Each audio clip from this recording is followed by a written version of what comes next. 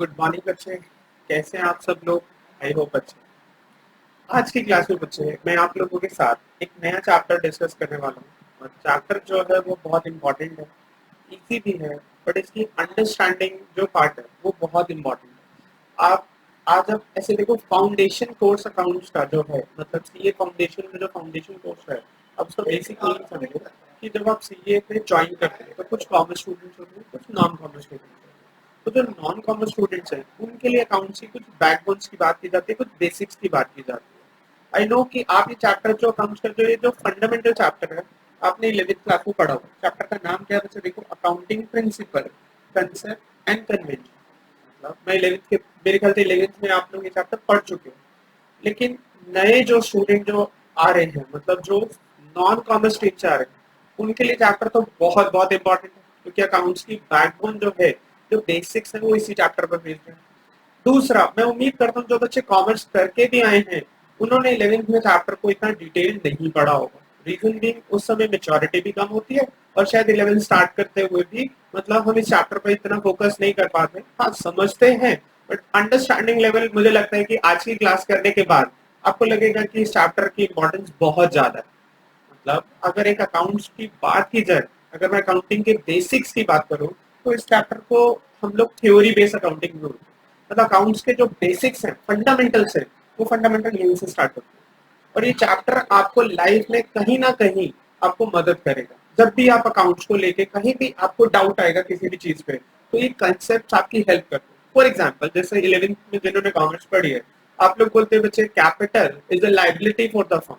वो किस वजह से बोला जाता है कि भाई कैपिटल जो प्रोप्राइटर ने बिजनेस में पैसा लगाया है, वो उसके लिए कैपिटल जो है वो बिजनेस के लिए लाइबिलिटी होती है। It is based on entity concept. याद है आप लोग को separate entity concept?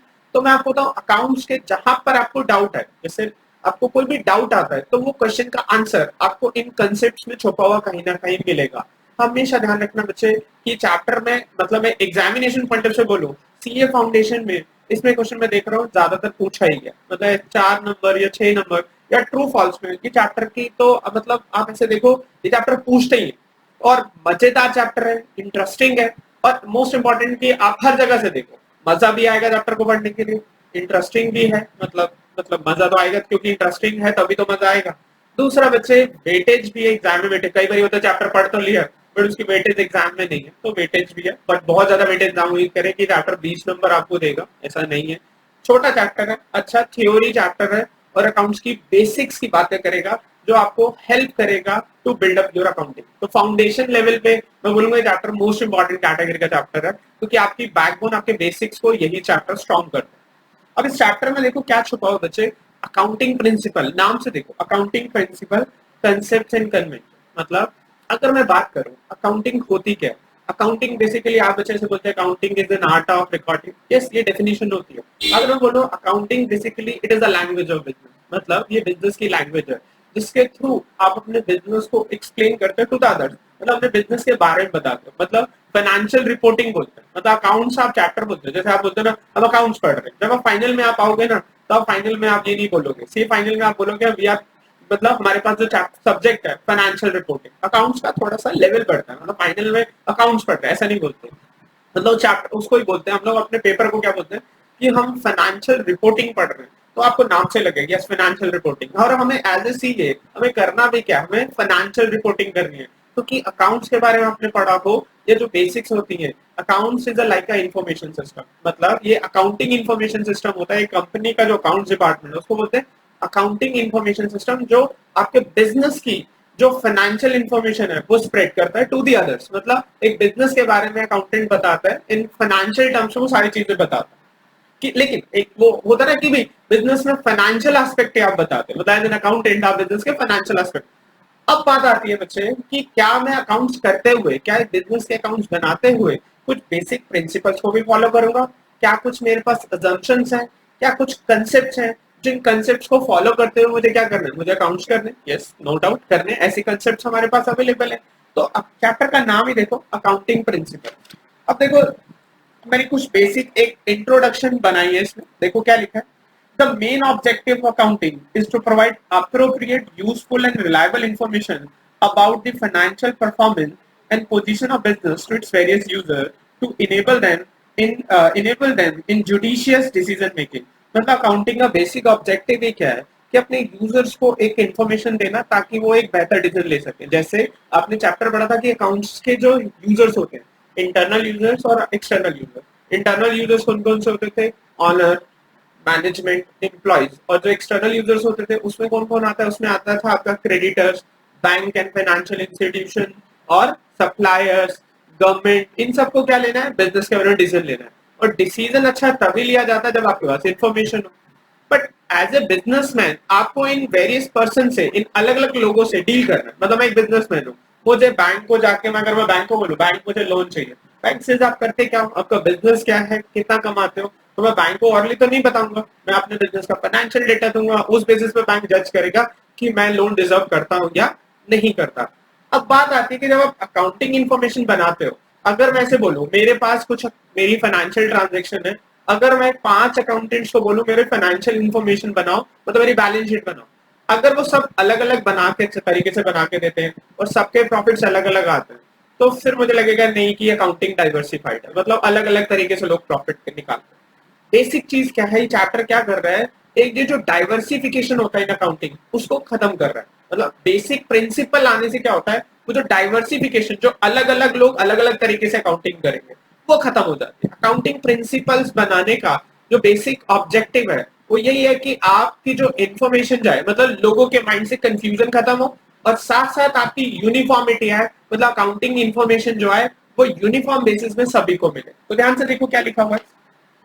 The objective can be achieve, मतलब लोगों को आपको इन्फॉर्मेशन देंगे। The main objective accounting is to provide appropriate, useful and reliable information about the financial performance and position of the business to its various users to enable them in judicious decision making. The objective can be achieved. ये objective कैसे achieve होगा? When the accounting records, जब क्या हो, accounting records आपने maintain किए हो कैसे? When the accounting records are maintained on the basis of uniform rules and principles. Accounting principle, concept and conventions are generally known as, इसको क्या बोलते हैं? Generally accepted accounting principles बोलते हैं। These principles are the base of accounting. आपके accounting का base होता है, मतलब आज जो हम चैप्टर पढ़ रहे हैं ये हमारे accounting के बेसिक्स बनाएंगे कि कहीं भी मुझे कोई डाउट हो। जैसे आप लोग बच्चे बोलते हैं ना कि हमारे, जैसे आप लोग लिखो, जो स्पिरिचुअल लोग होते हैं जो बोलते हैं कि भी जीवन में कुछ समस्या आती है तो आप अपने जैसे वो ग्रंथ पढ़ते हो, जैसे गीता, कुरान, बाइबल, वैसे अकाउंटिंग में अगर आपको कुछ इश्यू आता है तो हम इन प्रिंसिपल्स को मदद लेते हैं। मतलब मेरी लाइफ से रिलेटेड, जैसे बोलते हैं ना, जीवन से रिलेटेड कोई समस्या हो तो हम उस तरफ देखते हैं। लेकिन अगर अकाउंट से रिलेटेड कोई समस्या हो, अकाउंट से रिलेटेड अगर आपको कोई इश्यू आ रहा है तो बच्चे फिर आप अकाउंटिंग प्रिंसिपल्स की तरफ देखना। कभी भी अकाउंट्स को लेके, जैसे अकाउंटिंग करते हुए लाइफ में कभी भी कोई इशू है तो इन प्रिंसिपल्स की मदद ली जाती है। ये प्रिंसिपल बेसिकली क्या कर रहे हैं? यूनिफॉर्मिटी क्रिएट कर रहे हैं। मतलब आपकी अकाउंटिंग में जो डाइवर्सिफिकेशन आने की बात होगी वो डाइवर्सिफिकेशन खत्म हो जाती है, क्योंकि प्रिंसिपल्स हो गए, बेसिक रूल्स हो गए। ये अकाउंटिंग, अगर मैं प्रिंसिपल को बोलूं तो ये बेसिक नॉर्म्स हैं या बेसिक अजम्पशंस हैं जिनके बेस पे आपका अकाउंटिंग स्ट्रक्चर डेवलप करता है, या फिर आप कह सकते हो स्टैब्लिश करता है। मतलब जिस बेसिस पे हम अकाउंटिंग डेवलप करते हैं, जिस बेसिस पे मतलब अकाउंटिंग डेवलप होती है या मैं बोलूं स्टैब्लिश होती है, वो नॉर्म्स एंड अजम्पशन, उन्हीं को मैं क्या नाम देता हूँ? मैं अकाउंटिंग प्रिंसिपल देता हूँ। और अकाउंटिंग प्रिंसिपल की मुझे जरूरत क्यों है? क्योंकि मुझे मल्टीपल आंसर्स नहीं चाहिए, मुझे एक ही आंसर चाहिए। मैं 4 अगर अकाउंटेंट को अपनी इन्फॉर्मेशन देता हूँ कि मैं अपने फाइनेंशियल ट्रांजेक्शन अगर 4 लोगों को रिकॉर्ड करने के लिए बोलूँ तो चारों मुझे एक ही प्रॉफिट ला के दें, अलग अलग ना ला के दें। तो डाइवर्सिफिकेशन खत्म कैसे होगा? जब सभी को एक जैसे रूल्स दिए जाएंगे। तो accounting principle basically similar rules देते हैं जिससे डाइवर्सिफिकेशन होने का जो मतलब प्रॉब्लम थी वो खत्म हो जाती है, कंफ्यूजन खत्म, और साथ साथ यूनिफॉर्मिटी क्रिएट करना। ये ऑब्जेक्टिव है किसका? अकाउंटिंग प्रिंसिपल्स का। ठीक है, तो हमारे अकाउंटिंग प्रिंसिपल्स की बात करूं तो वो क्या है बच्चे? कह रहे इसको जनरली एक्सेप्टेड अकाउंटिंग प्रिंसिपल्स भी बोलते हैं। These principles are the base of accounting. Generally accepted accounting principles refers to the rules, guidelines adopted for recording and reporting of business transactions in order to bring uniformity and consistency in the preparation and presentation of financial statement. मतलब मेरी financial statement जो मैं बना रहा हूँ उसमें uniformity है। First कह रहे इन शॉर्ट आपका अकाउंटिंग जो प्रिंसिपल्स है are the guidelines to establish standard for sound accounting practices and procedures in reporting the financial status and periodic performance of the business. This is also known as generally accepted accounting. मतलब accounting principle basic वो rules हैं, वो norms है जिन पर हमारी accounting चलती है और जिन पर मतलब हमारा अकाउंट्स खड़ा है, वो पिलर्स है, वो बेसिक स्ट्रक्चर है, मतलब बेसिक बातें हैं जिन पर हमारी अकाउंटिंग होती है। मैं अगर बोलूं एक कंट्री में जो अकाउंटिंग स्ट्रक्चर चलता है वो इन्हीं प्रिंसिपल्स पर चलता है। ठीक है, तो देखो सबसे पहले बात करते हैं, तीन चीजें इसमें हमने इन तीन बातें करनी है, प्रिंसिपल्स, कंसेप्ट और कन्वेंशन।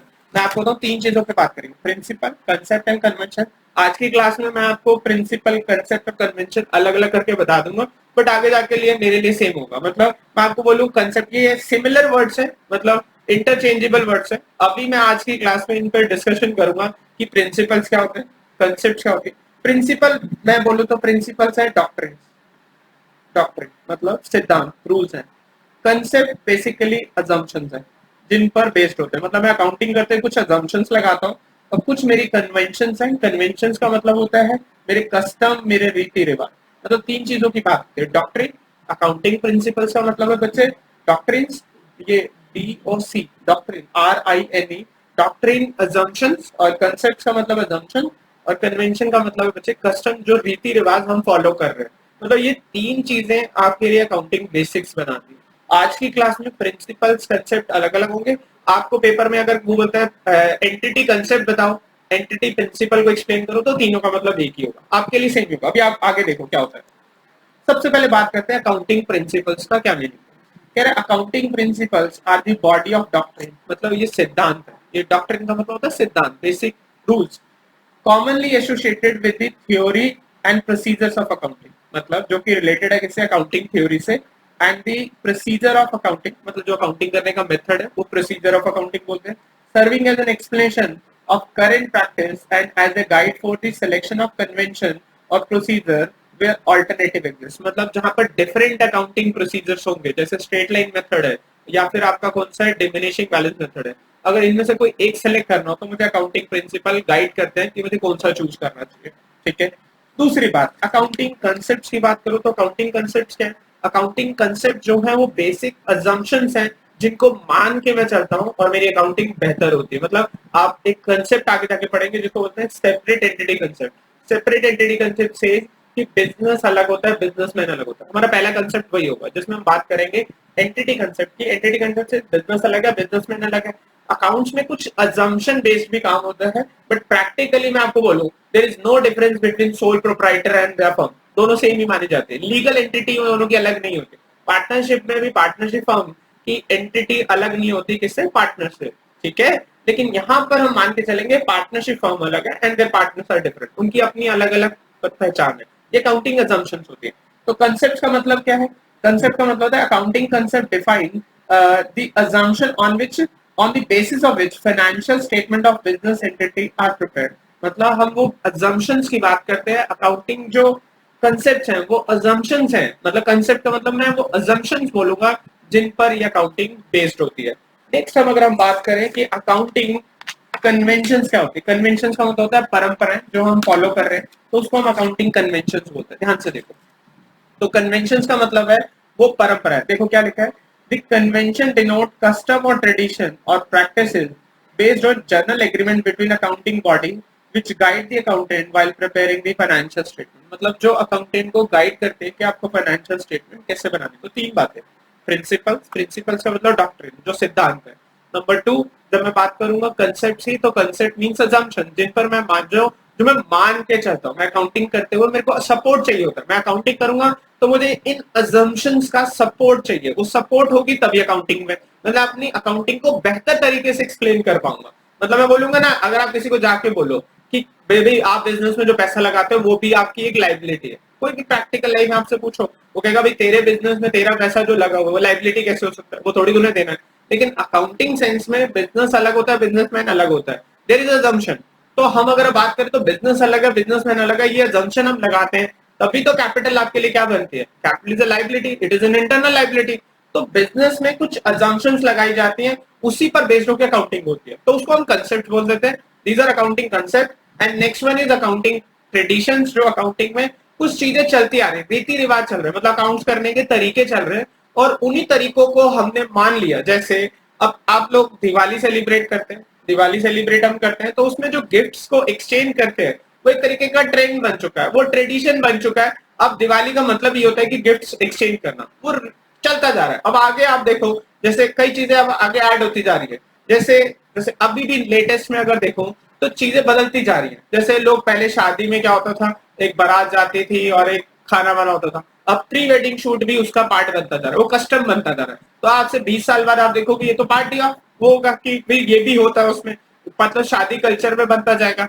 तो आप देखना कि कस्टम्स मतलब अकाउंट्स में भी वही चीज है कि अकाउंट्स में कुछ चीजें क्या होती जा रही है, जो लोग कर रहे थे रेगुलर काफी टाइम से करते जा रहे थे और वो ठीक थी, उन्हीं को ही क्या बन गया, वो एक रूल्स बन के, वो एक बेसिक रूल की तरह ही अब वो काम करते हैं कि ये भी अकाउंट्स में होता है, तो उनको हम कस्टम्स रीति रिवाज बोलते हैं कि अकाउंटिंग में ये भी होता है। ठीक है, तो तीन चीजें हम बात करेंगे कन्वेंशन की।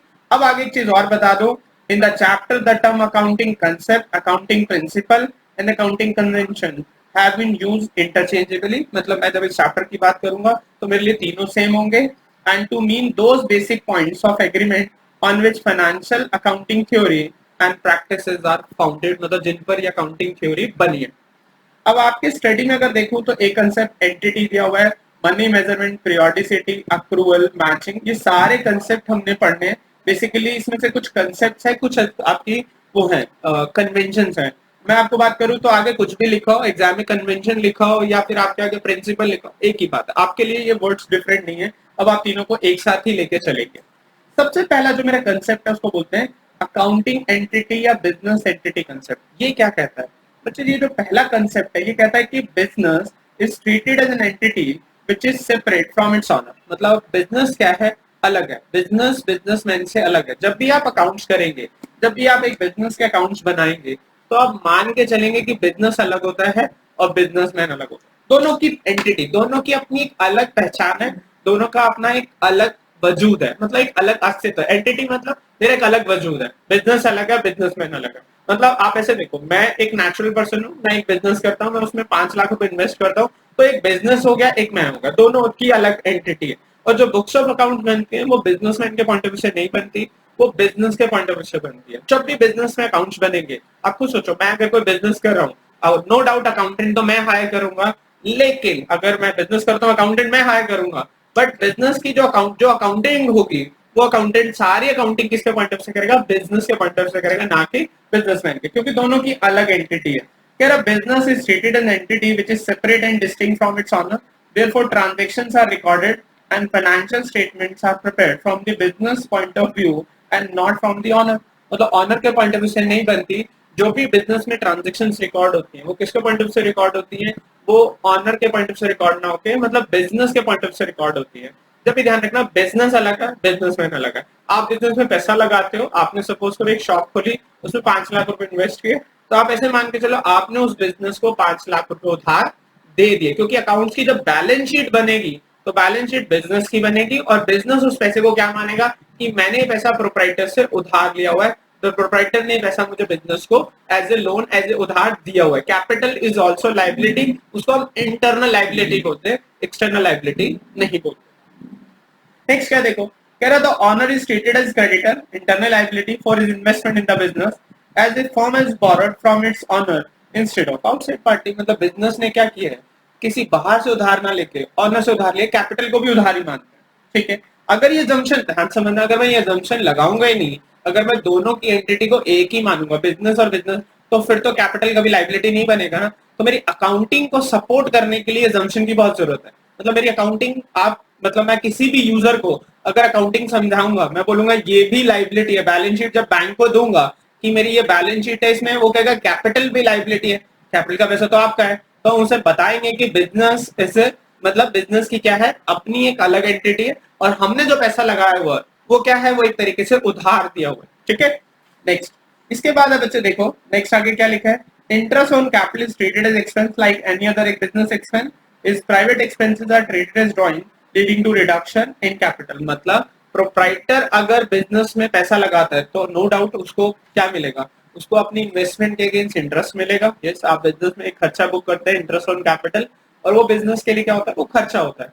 अब वो खर्चा आप रिकॉर्ड करोगे क्योंकि कैपिटल को भी आप उधार की तरह ही डील कर रहे हो। दूसरा, अगर प्रोप्राइटर बिजनेस में से पैसे निकालता है तो वो ड्राइंग्स होगा, वो ड्राइंग्स बोलते हैं। आप पढ़ चुके हो ड्राइंग की डेफिनेशन क्या होती है, amount withdrawn bye proprietor for his personal use. जो वो पर्सनल यूज के लिए पैसा निकालता है उसको हम क्या बोलते हैं, वी कॉल्ड एज ड्राइंग। और ड्राइंग करने से क्या होगा, अगर प्रोप्राइटर बिजनेस को, जैसे मैंने बिजनेस को पैसा उधार दिया है, अगर मैं उस पैसे को वापस निकालूंगा तो क्या होगा, मेरी कैपिटल क्या हो जाएगी, बिजनेस मेरी कैपिटल को कम कर देगा, क्योंकि मैंने बिजनेस में 5 लाख रुपए लगाए। अगर मैंने 50,000 अपने पर्सनल यूज के लिए निकाले तो मेरी कैपिटल 5 लाख से घट के कितनी रह जाएगी, मेरी 4.5 लाख रह जाएगी, क्योंकि 50,000 मैंने वो विड्रॉ कर लिया। अब आगे देखो क्या लिखा है बच्चों, नेक्स्ट में थर्ड शीट लेता हूँ इसमें। देखो नेक्स्ट क्या है इसमें, देखो नेक्स्ट है entity concept means that enterprise is liable to owner for the capital investment made by the owner since the owner invested capital which is also called risk capital and he claim on profit of the enterprise. और वो profit मांगता है, मतलब आप business में क्या लेते हो, आप बिजनेस में पैसा लगाने के लिए, उस रिस्क के लिए आप क्या लेते हो, उससे प्रॉफिट लेते हो। मतलब अगर मैं कंपनी या बिजनेस में काम करता हूँ तो बदले मुझे इंटरेस्ट ऑन कैपिटल मिलता है, साथ साथ मुझे क्या मिलता है, साथ साथ मुझे सैलरी मिलती है। मतलब बिजनेस में काम, जैसे अंबानी है, क्या वो रिलायंस में काम करते हैं, क्या रिलायंस में उनको सैलरी मिलती है, मिलती है भाई, काम करने की सैलरी मिलती है, पैसा लगाने के लिए सैलरी नहीं मिलती। अगर मैं एक बिजनेस में काम करूंगा तो मुझे काम करने की सैलरी मिलती है। प्रॉफिट मुझे इसलिए नहीं मिलता मैं पैसे लगा रहा हूँ, उसके लिए तो मुझे इंटरेस्ट ऑन कैपिटल मिलता है। मैं पैसा लगाता हूँ, मैं रिस्क लेता हूँ, वो रिस्क का रिवॉर्ड मुझे क्या मिलता है, मुझे प्रॉफिट मिलता है। तो बिजनेस में आप कैपिटल लगाते हो तो you are taking the risk, तो उस रिस्क का रिवॉर्ड आपको क्या मिलेगा, उस रिस्क के रिवॉर्ड पे आपको क्या मिलेगा, आपको प्रॉफिट मिलेगा। ठीक है, since the owner invested the capital which is also called risk capital, he has claimed on profit of the enterprise a portion of profit which is apportioned to the owner and is immediately payable becomes the current liability in case of corporate। मतलब companies के case में क्या होता है, company profit कमाती है और वो प्रॉफिट क्या करती है, शेयर होल्डर को ड्यू कर देती है। तो जो प्रॉफिट ड्यू होता है उसको हम डिविडेंड बोलते हैं। ठीक है, और वो करंट लायबिलिटी होता है। The failure to recognize the business as a separate accounting entity which would make difficult to evaluate the performance of business because since the private transaction would get mixed the business term। मतलब कह रहा है the failure, मतलब अगर आप ऐसा नहीं करते, the failure to recognize the business as a separate accounting entity would make difficult to evaluate the performance of the business since the private transaction would get mixed with the business transaction। होगा क्या कि private transaction आपकी personal, अगर आप business और businessman को अलग अलग नहीं करोगे तो आप क्या करोगे, प्रोपराइटर के खर्चों को बिजनेस के खर्चों में डाल। जैसे मैंने एक बिजनेस चलाया, उसमें मैंने 50 लाख रुपए लगाए। अब मैं क्या करता हूँ, मैं बिजनेस के पैसों से ही, जो भी सेल से पैसा आता है उसे अपने पर्सनल खर्चे भी रख रहा हूँ, पे कर रहा हूँ, और बिजनेस के भी पे कर रहा हूँ। तो जब अकाउंट्स बनाएगा तो क्या वो दोनों खर्चों को अलग रखेगा, यस, वो बिजनेस के खर्चों को तो अलग डील करेगा, लेकिन जो मेरे पर्सनल खर्चे उनको वो खर्चा ना मान के क्या मानेगा, वो ड्राइंग्स की तरह। अगर आपने सेपरेट एंटिटी कंसेप्ट नहीं लिया तो बहुत सारी प्रॉब्लम्स आएंगी, प्राइवेट पर्सनल ट्रांजेक्शन मिक्स हो जाएंगी और फिर मेरे खर्चे भी बिजनेस के खर्चे बन जाएंगे और फिर होगा क्या, प्रॉफिट। भाई बिजनेस की परफॉर्मेंस थोड़ी निकलेगी, बिजनेस की परफॉर्मेंस जानने के लिए मुझे बिजनेस के खर्चों की जरूरत है। तो आप देखो सबसे अच्छी लाइन यही लिखी है, the failure to recognise the business as a separate accounting entity would make difficult to evaluate the performance of the business since the private transaction would get with mixed with the business transaction। जो आपकी private transaction है वो business transaction के साथ क्या होता है, mix कर देंगे। तो मिक्सिंग में तो काम सही नहीं आएगा ना, बिजनेस का प्रॉफिट अलग चाहिए, आपके पर्सनल खर्चों को हमने क्या करना है, वो अलग रखना है, मिक्स नहीं करना। एक सेपरेट एंटिटी, एक सेपरेट पर्सन की तरह डील करना है। मतलब बिजनेस को हम एक आर्टिफिशियल पर्सन बोलते हैं। मतलब मैं एक बिजनेस कर रहा हूँ तो बिजनेस एक आर्टिफिशियल पर्सन है, मैं एक natural person, I am a natural person, वो बिजनेस आर्टिफिशियल है। तो आर्टिफिशियल पर्सन की बुक्स बनेंगी, उसी की सारी अकाउंटिंग होगी। मैं तो क्या कर रहा हूँ, मैं तो पैसा उधार दे रहा हूँ। ठीक है, तो बिजनेस में जो भी पैसा लगाऊंगा दोनों को अलग अलग रखना है। जब भी आप अकाउंटिंग करें तो पहले कीप इन माइंड ये बात ध्यान रखनी है कि बिजनेस अलग है, बिजनेसमैन अलग है। जो स्टार्टिंग कर रहे हैं अकाउंट्स की उनके लिए सबसे इंपॉर्टेंट पॉइंट है। 11th में काफी बच्चों ने पढ़ा, उन्हें तो पता भी होगा, लेकिन जो नए बच्चे हैं जो अभी इसमें अकाउंट्स को पहली बार पढ़ रहे हैं वो इस बात को समझ लें कि अकाउंट्स में जब भी बुक्स बनती हैं बिजनेस अलग है, बिजनेसमैन अलग। मतलब अंबानी ने जो पैसा लगाया हुआ रिलायंस में, क्या रिलायंस के लिए वो भी एक लाइबिलिटी है, यस रिलायंस, बट उस कैपिटल को हम कंपनी में क्या बोलते हैं, शेयर कैपिटल। नॉर्मली हम बिजनेस जैसे सोल प्रोप्राइटर और पार्टनर्स में क्या बोलते हैं, कैपिटल। कंपनी में हम इसी लाइबिलिटी का नाम बदल के क्या करते थे, शेयर कैपिटल। लाइबिलिटी है भाई, बिजनेस में जो आप पैसा लगाओगे वो सारा का सारा क्या माना जाएगा, it is like a capital, आपको उधार की तरह ही डील करना। फर्स्ट कंसेप्ट ये है। सेकेंड कंसेप्ट जो हमारा स्टार्ट होता है उसको बोलते हैं मनी मेजरमेंट। ये कंसेप्ट मुझे क्या कह रहा है, मनी मेजरमेंट कंसेप्ट मुझे कहता है कि बच्चे अकाउंट्स में सिर्फ हम उन्हीं ट्रांजेक्शन्स को रिकॉर्ड करेंगे जिनकी एक मनी वैल्यू। अगर किसी ट्रांजेक्शन की हमारी कोई मनी वैल्यू एक्सप्लेन नहीं कर पा रहे तो मैं उसे अकाउंट्स में रिकॉर्ड नहीं करूंगा। फर्स्ट कंसेप्ट जो पहला है वो तो कह रहा है एंटिटी अलग अलग, मैंने कहा ठीक है। दूसरा कंसेप्ट मुझे आके कहता है कि जब आप अकाउंट्स बनाओगे you will follow the money measurement concept. मतलब वो कह रहे हैं कि आप अपनी बुक्स ऑफ अकाउंट्स में सिर्फ उन्हीं ट्रांजेक्शन, याद है अकाउंटिंग की डेफिनेशन पढ़ते हैं हम लोग, accounting is an art of recording classifying summarising. मैंने कहा ठीक है। ट्रांजेक्शन एंड इवेंट्स मतलब वो ट्रांजेक्शन इवेंट वो मतलब अकाउंट्स में क्या रिकॉर्ड करता हूँ, ट्रांजेक्शन एंड इवेंट्स को रिकॉर्ड करता हूँ, लेकिन मैं सिर्फ उन्हीं ट्रांजेक्शन और इवेंट्स को रिकॉर्ड करूंगा जिनकी एक मनी वैल्यू होगी। अगर किसी ट्रांजेक्शन की मनी वैल्यू नहीं होती, मतलब आप एक मनी वैल्यू तो डिराइव नहीं कर पा रहे हो, या फिर आप उसकी मनी वैल्यू को मतलब बन ही नहीं रही उसकी। जैसे मैं से बोलूं एक क्वालिटेटिव एस्पेक्ट की बात करूं, जैसे मेरे पास अच्छे एम्प्लॉई हैं, ऑनेस्ट एम्प्लॉई हैं, हार्ड वर्किंग एम्प्लॉई हैं, तो मैं इनको अपनी बुक्स में बैलेंस शीट में नहीं ला सकता। इसके लिए मेरे पास सबसे बड़ी प्रॉब्लम है इनकी मनी वैल्यू कुछ नहीं एक्सप्लेन होती। मतलब आपकी ऑनेस्टी की वैल्यू क्या होगा, कितने रुपए तक आप ईमानदार हो, तो ऐसा कुछ कंसेप्ट नहीं बनता। इसलिए जिनकी मनी वैल्यू डिफाइन नहीं होती अकाउंट्स में हम उनको रिकॉर्ड नहीं करते। तो देखो क्या लिखा है, as per this concept only those transaction which can be measured in terms of money are recorded. ठीक है, transaction event which can not be expressed in money terms do not find place in the books of account. मतलब उनकी books में जगह ही नहीं बनती। मतलब accounts में जगह उन्हीं ट्रांजेक्शन इवेंट्स को मिलेगी जिनकी एक मनी वैल्यू बनेगी। अगर किसी ट्रांजेक्शन की मनी वैल्यू नहीं बन रही, किसी इवेंट की मनी वैल्यू नहीं बन रही, तो मैं उसको रिकॉर्ड नहीं करूंगा। और अब मनी भी कौन सा लेंगे, अब सबसे इंपॉर्टेंट चीज होती है कि मनी कौन सा। यहाँ पर बात आती है, देखो जरा, do not find place in the accounts though they may be very important for the business, चाहे वो जितनी मर्जी सिग्निफिकेंट इन्फॉर्मेशन हो अकाउंट्स में रिकॉर्ड नहीं होगी। Next one question, non monetary events like lockout, dispute etcetera are not recorded in the books even though these may have a great effect. आगे बात आती है जो नेक्स्ट पॉइंट में बार बार बोल रहा हूँ, मेजरिंग यूनिट। अब बात आती है मनी मेजरमेंट तो ठीक है, बट मेजरिंग यूनिट क्या होगी, मतलब आप किस में रिकॉर्ड करें। क्या मैं इंडिया में बुक्स बनाते हुए डॉलर्स में अकाउंटिंग करूंगा या मैं रुपीज में करूंगा, तो मैं रुपीज में करता हूँ क्योंकि मेरे यहाँ पर जो अकाउंटिंग करेंसी है वो रुपीज है। तो इंडिया में जो बुक्स ऑफ अकाउंट बनती है वो किस में बनती है, तो वो आप देखो क्या लिखा है, measuring unit for money is taken as the currency of the ruling country, the ruling currency of a country provided a common denomination for the value of material object. तो इट मींस अगर मैं foreign में काम करता हूँ, obvious है मेरे कुछ सेगमेंट फॉरेन में होंगे, जैसे पंजाब नेशनल बैंक है तो उसकी कुछ ब्रांचेस इंडिया के बाहर भी है। तो क्या वो जब इंडिया में जब बैलेंस शीट बनाते हैं तो उन ट्रांजेक्शन का क्या करते हैं, तो उन ट्रांजेक्शन को वो क्या करते हैं बच्चे, इंडिया की करेंसी में कन्वर्ट कर लेते हैं। लाइक डॉलर है तो डॉलर अगर यूएस में काम करें तो यूएस डॉलर को वो क्या कर लेते हैं, जैसे रेट सपोज करो यूएस डॉलर का रेट 70 है तो वो ट्रांजेक्शन को किसे मल्टीप्लाई कर देते हैं, अगर कोई ट्रांजेक्शन 1000 रुपए की तो 1000 इंटू 70 वो 70,000 रुपए में इंडिया में रिकॉर्ड होता है। तो इसका मतलब मनी मेजरमेंट से मुझे दो बातें समझ आती हैं। पहला, अकाउंट्स में सिर्फ मैं उन्हीं ट्रांजेक्शन की बात करूंगा जिनकी एक मनी, तो पैसे की बात करता है अकाउंट, पैसा पैसा करता है अकाउंट, सिर्फ किसकी बात करता है, पैसे का। वो कहता है मनी वैल्यू बताओ हम रिकॉर्ड करेंगे, अगर आप मुझे मनी वैल्यू बताओगे नहीं तो हम उसे रिकॉर्ड नहीं करेंगे। एक मनी वैल्यू का होना बहुत जरूरी है। If there is no money value मतलब अकाउंट्स कहता है हमारे लिए ट्रांजेक्शन सिग्निफिकेंट नहीं है, we will not record this transaction. हम रिकॉर्ड तभी करेंगे जब उसकी कोई मनी वैल्यू बनती है। नेक्स्ट, इसके बाद है बच्चे हमारा going concern concept. Next third concept आता है हमारा गोइंग कंसर्न कंसेप्ट। ये क्या कहता है, समझ आ रहा है बच्चे? यस। आप देखो गोइंग कंसर्न कंसेप्ट, ये इसको ना फंडामेंटल अकाउंटिंग असम्पशन भी बोलते हैं। लेटर ऑन हम लोग 3 फंडामेंटल अकाउंटिंग असम्पशन पे बात करेंगे। 3 फंडामेंटल अकाउंटिंग असम्पशन आपके सिलेबस में, गोइंग कंसर्न सिलेबस में क्या अकाउंट्स में ही, तो going concern, consistency and accrual, ये 3 फंडामेंटल क्या होती है मैं बाद में डिस्कस करूंगा। अभी ध्यान रखना 3 फंडामेंटल असम्पशन होती है, going concern, consistency, going concern, consistency and approval. 3 assumption ध्यान रखना, going concern, approval and consistency. ये 3 असम्पशन जो है इनको हम फंडामेंटल असम्पशन बोलते हैं।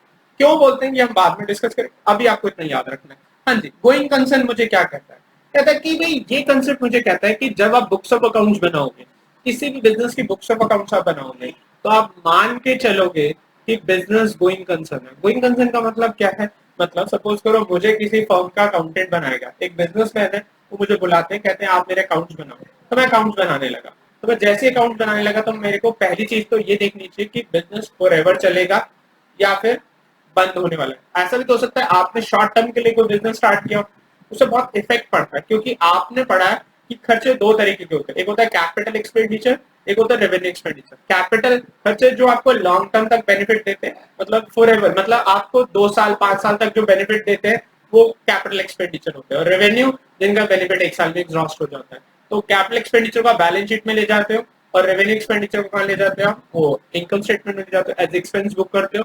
लेकिन अगर बात करें, ये जो मेरी क्लासिफिकेशन है ये सपोर्ट होती है किससे, गोइंग कंसर्न से। मतलब मैं एक बिजनेस की बुक्स बना रहा हूँ तो मैं क्या मान के चलता हूँ, if there is no intention to close the business, मैं अगर अगर किसी बिजनेस की बुक्स बना रहा हूँ तो मैं को कुछ नहीं पता। वैसे भी जैसे आप बिजनेस करते हो आपको क्या पता बिजनेस चलेगा या नहीं चलेगा, लेकिन आप स्टार्टिंग में मान के चलते हो जब भी बुक्स बनाओगे आप ये assumption लेके चलोगे बुक्स बनाते हुए कि बिजनेस फॉर एवर चलेगा, अनलेस आपको पता ना हो। ध्यान रखना, आपको पता ना हो। अगर आपको पता है कि आपका बिजनेस बंद हो जाएगा फिर तो बात ही खत्म होगी। जैसे मैंने बिजनेस स्टार्ट किया, मुझे पता है कि मेरा 6 महीने काम है, 6 महीने के बाद मैं काम बंद कर दूंगा, फिर तो मैं ये assumption फॉलो ही नहीं कर पाऊंगा। मतलब गोइंग कंसर्न assumption का मतलब है अगर आपको नहीं पता तो फिर आप बिजनेस की लाइफ क्या मानोगे, मतलब आपका कितने टाइम पीरियड के लिए बिजनेस की लाइफ ड्यूरेशन कंसीडर करते हो। तो इसका मतलब है अगर आपको नहीं पता तो फिर आप ये जम्पशन लेके चलते हो कि बिजनेस फॉर एवर तक चलता है। तो ध्यान रखना, मैं फिर चीजों को एक्सप्लेन कर रहा हूँ। गोइंग कंसर्न को रटा नहीं मानना है। गोइंग कंसर्न मतलब परपेचुटी में हमेशा चलते हैं, हमेशा नहीं चलते। कई बच्चे बोलते हैं कि बिजनेस में हमेशा मान के चलते हैं अगर आपको ना पता हो। जैसे जॉइंट वेंचर एक चैप्टर आता है, जॉइंट वेंचर बोलते हैं, अब सिलेबस में नहीं है, न्यू कोर्स में नहीं है, पहले पढ़ाया जाता था। जॉइंट वेंचर में क्या होता है, joint venture short term business के लिए किया जाता है, दो लोग आपस में एसोसिएट करते हैं। तो वहां पर तो गोइंग कंसर्न हो ही नहीं सकती, बिकॉज वी न्यू कि भाई बिजनेस चलेगा, थोड़े टाइम के लिए चलेगा। तो जब मुझे पता है, गोइंग कंसर्न अजम्पशन कहती है कि अगर आपको नहीं पता, मैंने कहा ठीक है, तब आप क्या मानोगे, लाइक 5 साल 10 साल 20 साल या फॉर एवर मानोगे। देन अकाउंटिंग से तब आप फॉर एवर मानोगे। जब आपको पता ही नहीं है कि बिजनेस कितने टाइम पीरियड के लिए चलेगा तो आप पहले से कोई अजम्पशन नहीं लगाओगे वो सर्टेन पीरियड के लिए, आप मान के चलोगे बिजनेस फॉर एवर चलेगा। फॉर एवर मतलब बिजनेस परपेचुटी में चलता रहेगा, कोई लाइफ लिमिटेड मान के नहीं चलोगे अनलेस आपको पता ना हो। अगर आपको पता है फिर तो बात ही खत्म होगी। देखो क्या लिखा है इसमें, going concern concept is a fundamental accounting assumption in preparation of financial statement. The meaning of going concern is that entity for which accounts are being maintained will continue its operation for an indefinite period.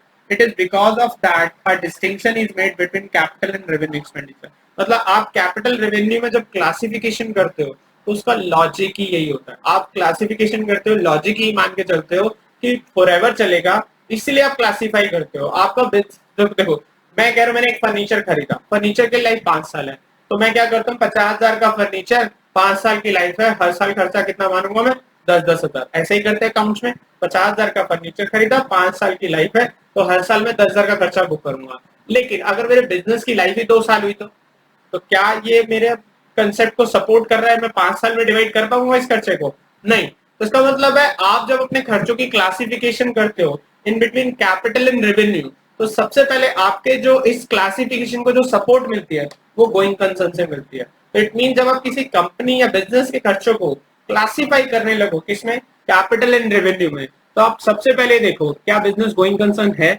अगर है तो classify करो, अगर business going concern नहीं है तो आप ऐसी क्लासिफिकेशन नहीं करेंगे। ठीक है जी। नेक्स्ट नेक्स्ट है मेरा अकाउंटिंग पीरियड कंसेप्ट। आप कह सकते हो गोइंग कंसर्न के पीछे पीछे अकाउंटिंग कंसेप्ट दौड़ता हुआ आता है। कैसे? गोइंग कंसर्न मुझे क्या कह रहा है, जब आप बुक्स बनाओगे तो क्या आप बिजनेस की एक सर्टेन लाइफ मानते हो, नहीं, आप मान के चलते हो बिजनेस फॉर एवर चलता रहेगा। मैंने कहा ठीक है।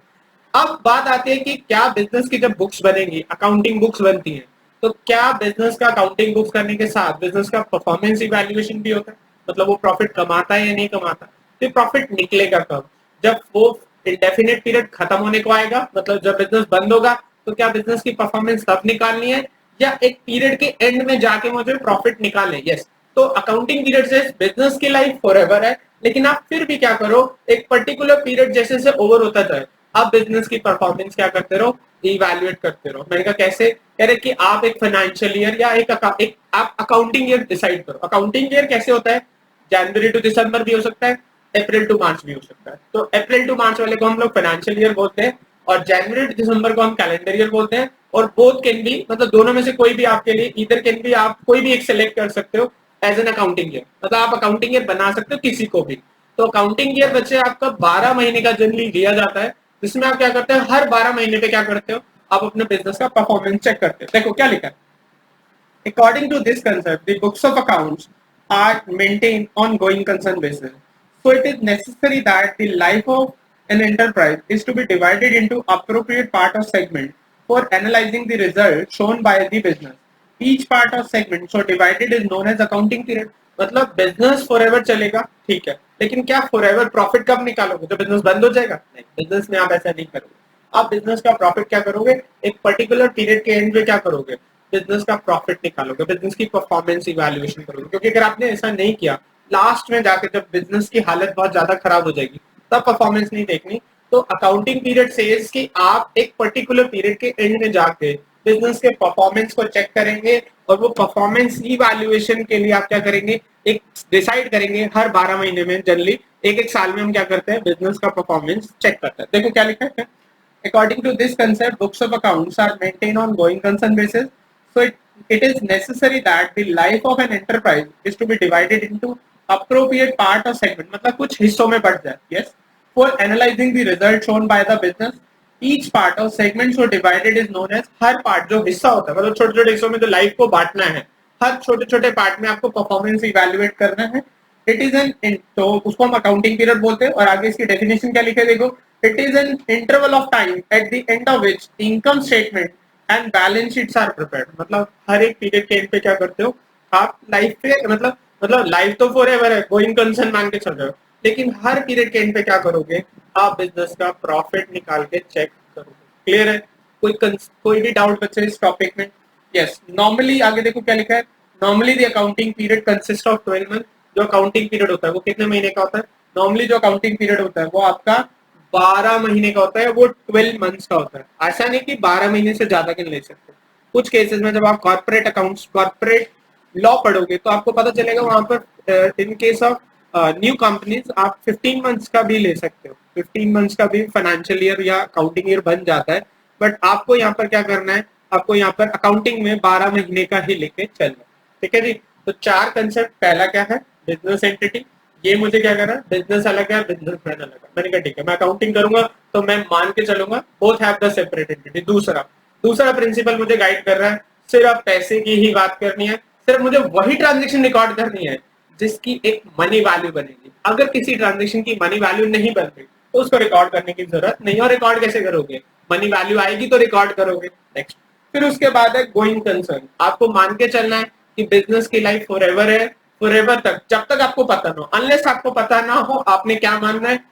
मतलब ऐसा नहीं मुझे नहीं पता है, वन ऑफ द पर्सन से इसकी मैं तो 10 साल मान के चल रहा हूँ। मतलब आप ऐसे देखो कि अगर ये प्रिंसिपल नहीं होता तो एक पर्सन मान के चलता नहीं मैं 10 साल की लाइफ मान के चल रहा हूँ, एक कहता नहीं 15, मेरे हिसाब से तो 15 साल में बिजनेस बंद हो जाते हैं, एक कहता है नहीं 20 साल में बंद हो जाते हैं। तो एक कंफ्यूजन सा क्रिएट होता है। इसलिए अकाउंटिंग से जब ना पता हो तो आप मान के चलो business will continue for indefinite period. And the next is कि इंडेफिनिट पीरियड तक तो चलेगा, बट अकाउंटिंग पीरियड से परफॉर्मेंस का क्या होगा, क्या परफॉर्मेंस में उस इंडेफिनिट पीरियड जब वो डेफिनिट खत्म होने लगेगा तब जाके चेक करूं? नो, आप क्या करो, इंडेफिनिट लाइफ को हर साल पे बांटते रहो, हर साल के एंड पे क्या करते रहो, उस परफॉर्मेंस का इवैल्यूएशन करते रहो। ठीक है, बात समझ आ रही है बच्चे? नहीं आ रही? ठीक है, आगे बढ़ते हैं हम लोग।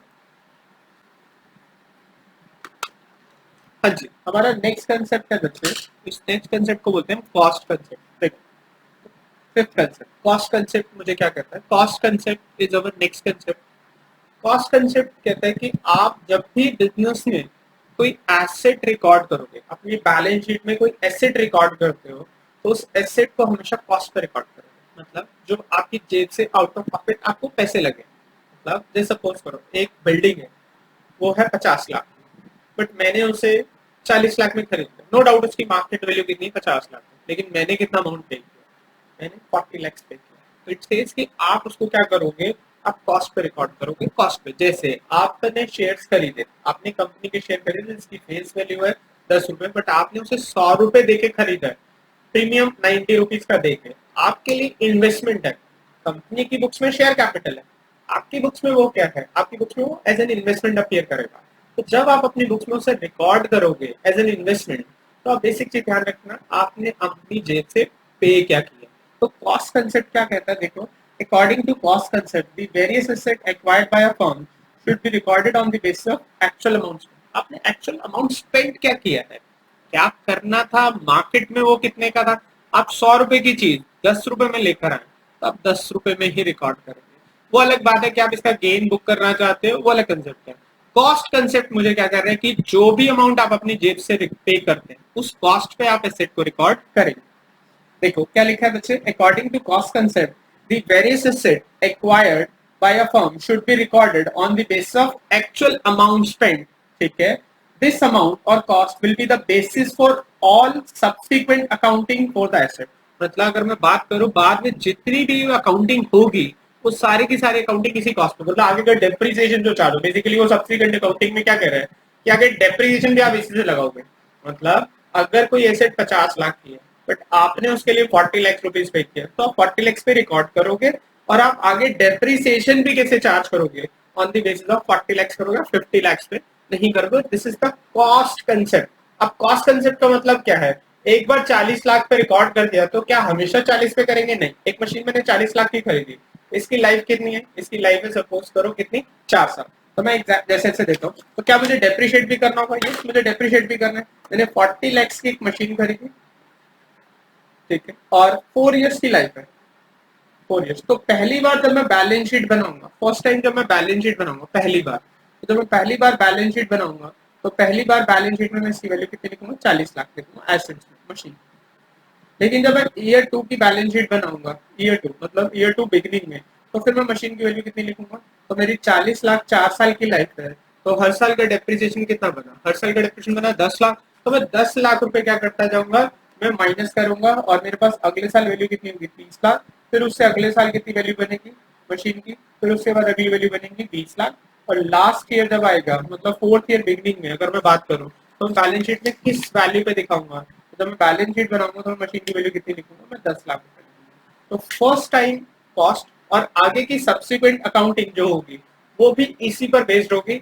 इसी के अकॉर्डिंग आगे मैं सब्सिक्वेंट अकाउंटिंग करता हूँ। देखो क्या लिखा है बच्चे, एक बार और पढ़ते हैं इस बात को। According to the cost concept the various asset acquired by a firm should be recorded on the basis of actual amount spend. मतलब आपने एक्चुअल में पैसा खर्च कितना किया, पहले तो आप वो देखो, ठीक है। This amount of cost will be the basis for all subsequent accounting for the asset. The cost concept does not mean that asset will always be shown at cost. हमेशा cost पे नहीं दिखानी।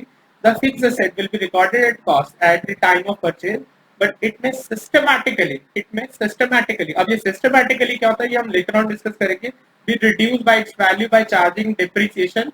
These assets ultimately disappear from the balance sheet, and when the economic life is over and they have been fully depreciated. Market value of an asset may change with the passage of time, but for accounting purpose, it continues to be shown in the books of account at its book value. मतलब market value क्या है, accounting से machine की value घट रही है बढ़ रही है। मतलब मैंने कंप्यूटर बाय किया, 40,000 का कंप्यूटर लिया, 4 साल कंप्यूटर चलेगा। पहले साल मैंने उसे किस पे रिकॉर्ड किया, 40,000 रुपए पे, 40,000 का मैंने एक कंप्यूटर खरीदा, और वो 40,000 का कंप्यूटर खरीदा। 40,000 का कंप्यूटर में क्या कर रहा हूँ, मैं 4 सालों में डिप्रिशिएट कर रहा हूँ। तो पहले साल कंप्यूटर की वैल्यू 40,000 होगी, फिर 30,000 होगी, फिर 20,000 होगी, एंड देन फिर कितनी आ जाएगी, फिर 10,000 होगी। तो ऐसे में सिस्टमैटिकली रिड्यूस करता जाऊंगा। हो सकता है 2 साल बाद जो मैं कंप्यूटर 20,000 पे रिकॉर्ड कर रहा हूँ, उसकी मार्केट वैल्यू 10,000 भी ना हो, लेकिन मुझे मार्केट वैल्यू को कंसीडर नहीं करना। मुझे किस पे रिकॉर्ड करना है, मुझे कॉस्ट पे रिकॉर्ड करना है एंड सिस्टमैटिकली रिड्यूस कर देना। This is called cost concept. Cost concept क्या कह रहा है, एसेट जब भी रिकॉर्ड होगी तो वो किस पर होगी, एट कॉस्ट पर होगी, और आगे वाली जो भी सब्सिक्वेंट अकाउंटिंग होगी वो इसी कॉस्ट के अकॉर्डिंग चलेगी। Is that clear? यस। आगे चलते हैं बच्चे, नेक्स्ट है रियलाइजेशन कंसेप्ट। ये थोड़ा सा अलग है, या पहली बार पढ़ रहे हैं। रियलाइजेशन कंसेप्ट क्या कहता है, it closely follows the cost concept. Yes. Here, any change in the value of asset is to be recorded only when when the business realizes. मतलब कह रहा है अगर एसेट की वैल्यू चेंज होती है, मतलब बढ़ती है घटती है, कह रहा है कि when मतलब जब आपकी उसको कब रिकॉर्ड करना है, any change in value of asset is to be recorded only when the business realises it. मतलब अगर आपकी बिल्डिंग 5 लाख की आपने खरीदी थी, आपने 5 लाख में रिकॉर्ड करी है, लेकिन इसकी वैल्यू 10 लाख हो गई है, तो इसको 10 लाख का रिकॉर्ड उसी दिन करना है जब ये रियलाइज हो जाए। रियलाइज हो जाए मतलब जिस दिन आप इसका सेल एग्रीमेंट कर दे, अब आपको ये 10 लाख रुपए मिल जाएंगे, मतलब नो डाउट कि आपका पैसा आने में कोई देरी है, आपको कंफर्म है पैसा मिल जाएगा। जब वो अमाउंट रियलाइज हो जाए, मतलब 5 की वैल्यू 10 हो जाए, तो वो जो जब 10 5 एक्स्ट्रा मिलने हैं जिसकी कंफर्मेशन आ जाए तभी रिकॉर्ड करनी चाहिए, अदरवाइज वो रिकॉर्ड नहीं करनी चाहिए। मतलब चेंज इन वैल्यू जो होगा वो तभी रिकॉर्ड होगा जब वो कंफर्म हो जाए। कह रहा when an asset is recorded at its historical cost of 5 lakh, ठीक है, इवन इट्स करंट कॉस्ट, जबकि इसकी करंट कॉस्ट 15 लाख रुपए है, such changes could not be counted unless there is certainty that such change will be materialise, आपको इस change के पैसे मिलेंगे। ठीक है, आगे हाउएवर क्या लिखा है देखो, how the accountant follow the more conservative path. Generally accounts में कंजर्वेटिज्म भी एक प्रिंसिपल फॉलो होता है कि they try to cover all probable losses, मतलब but do not count any probable gain.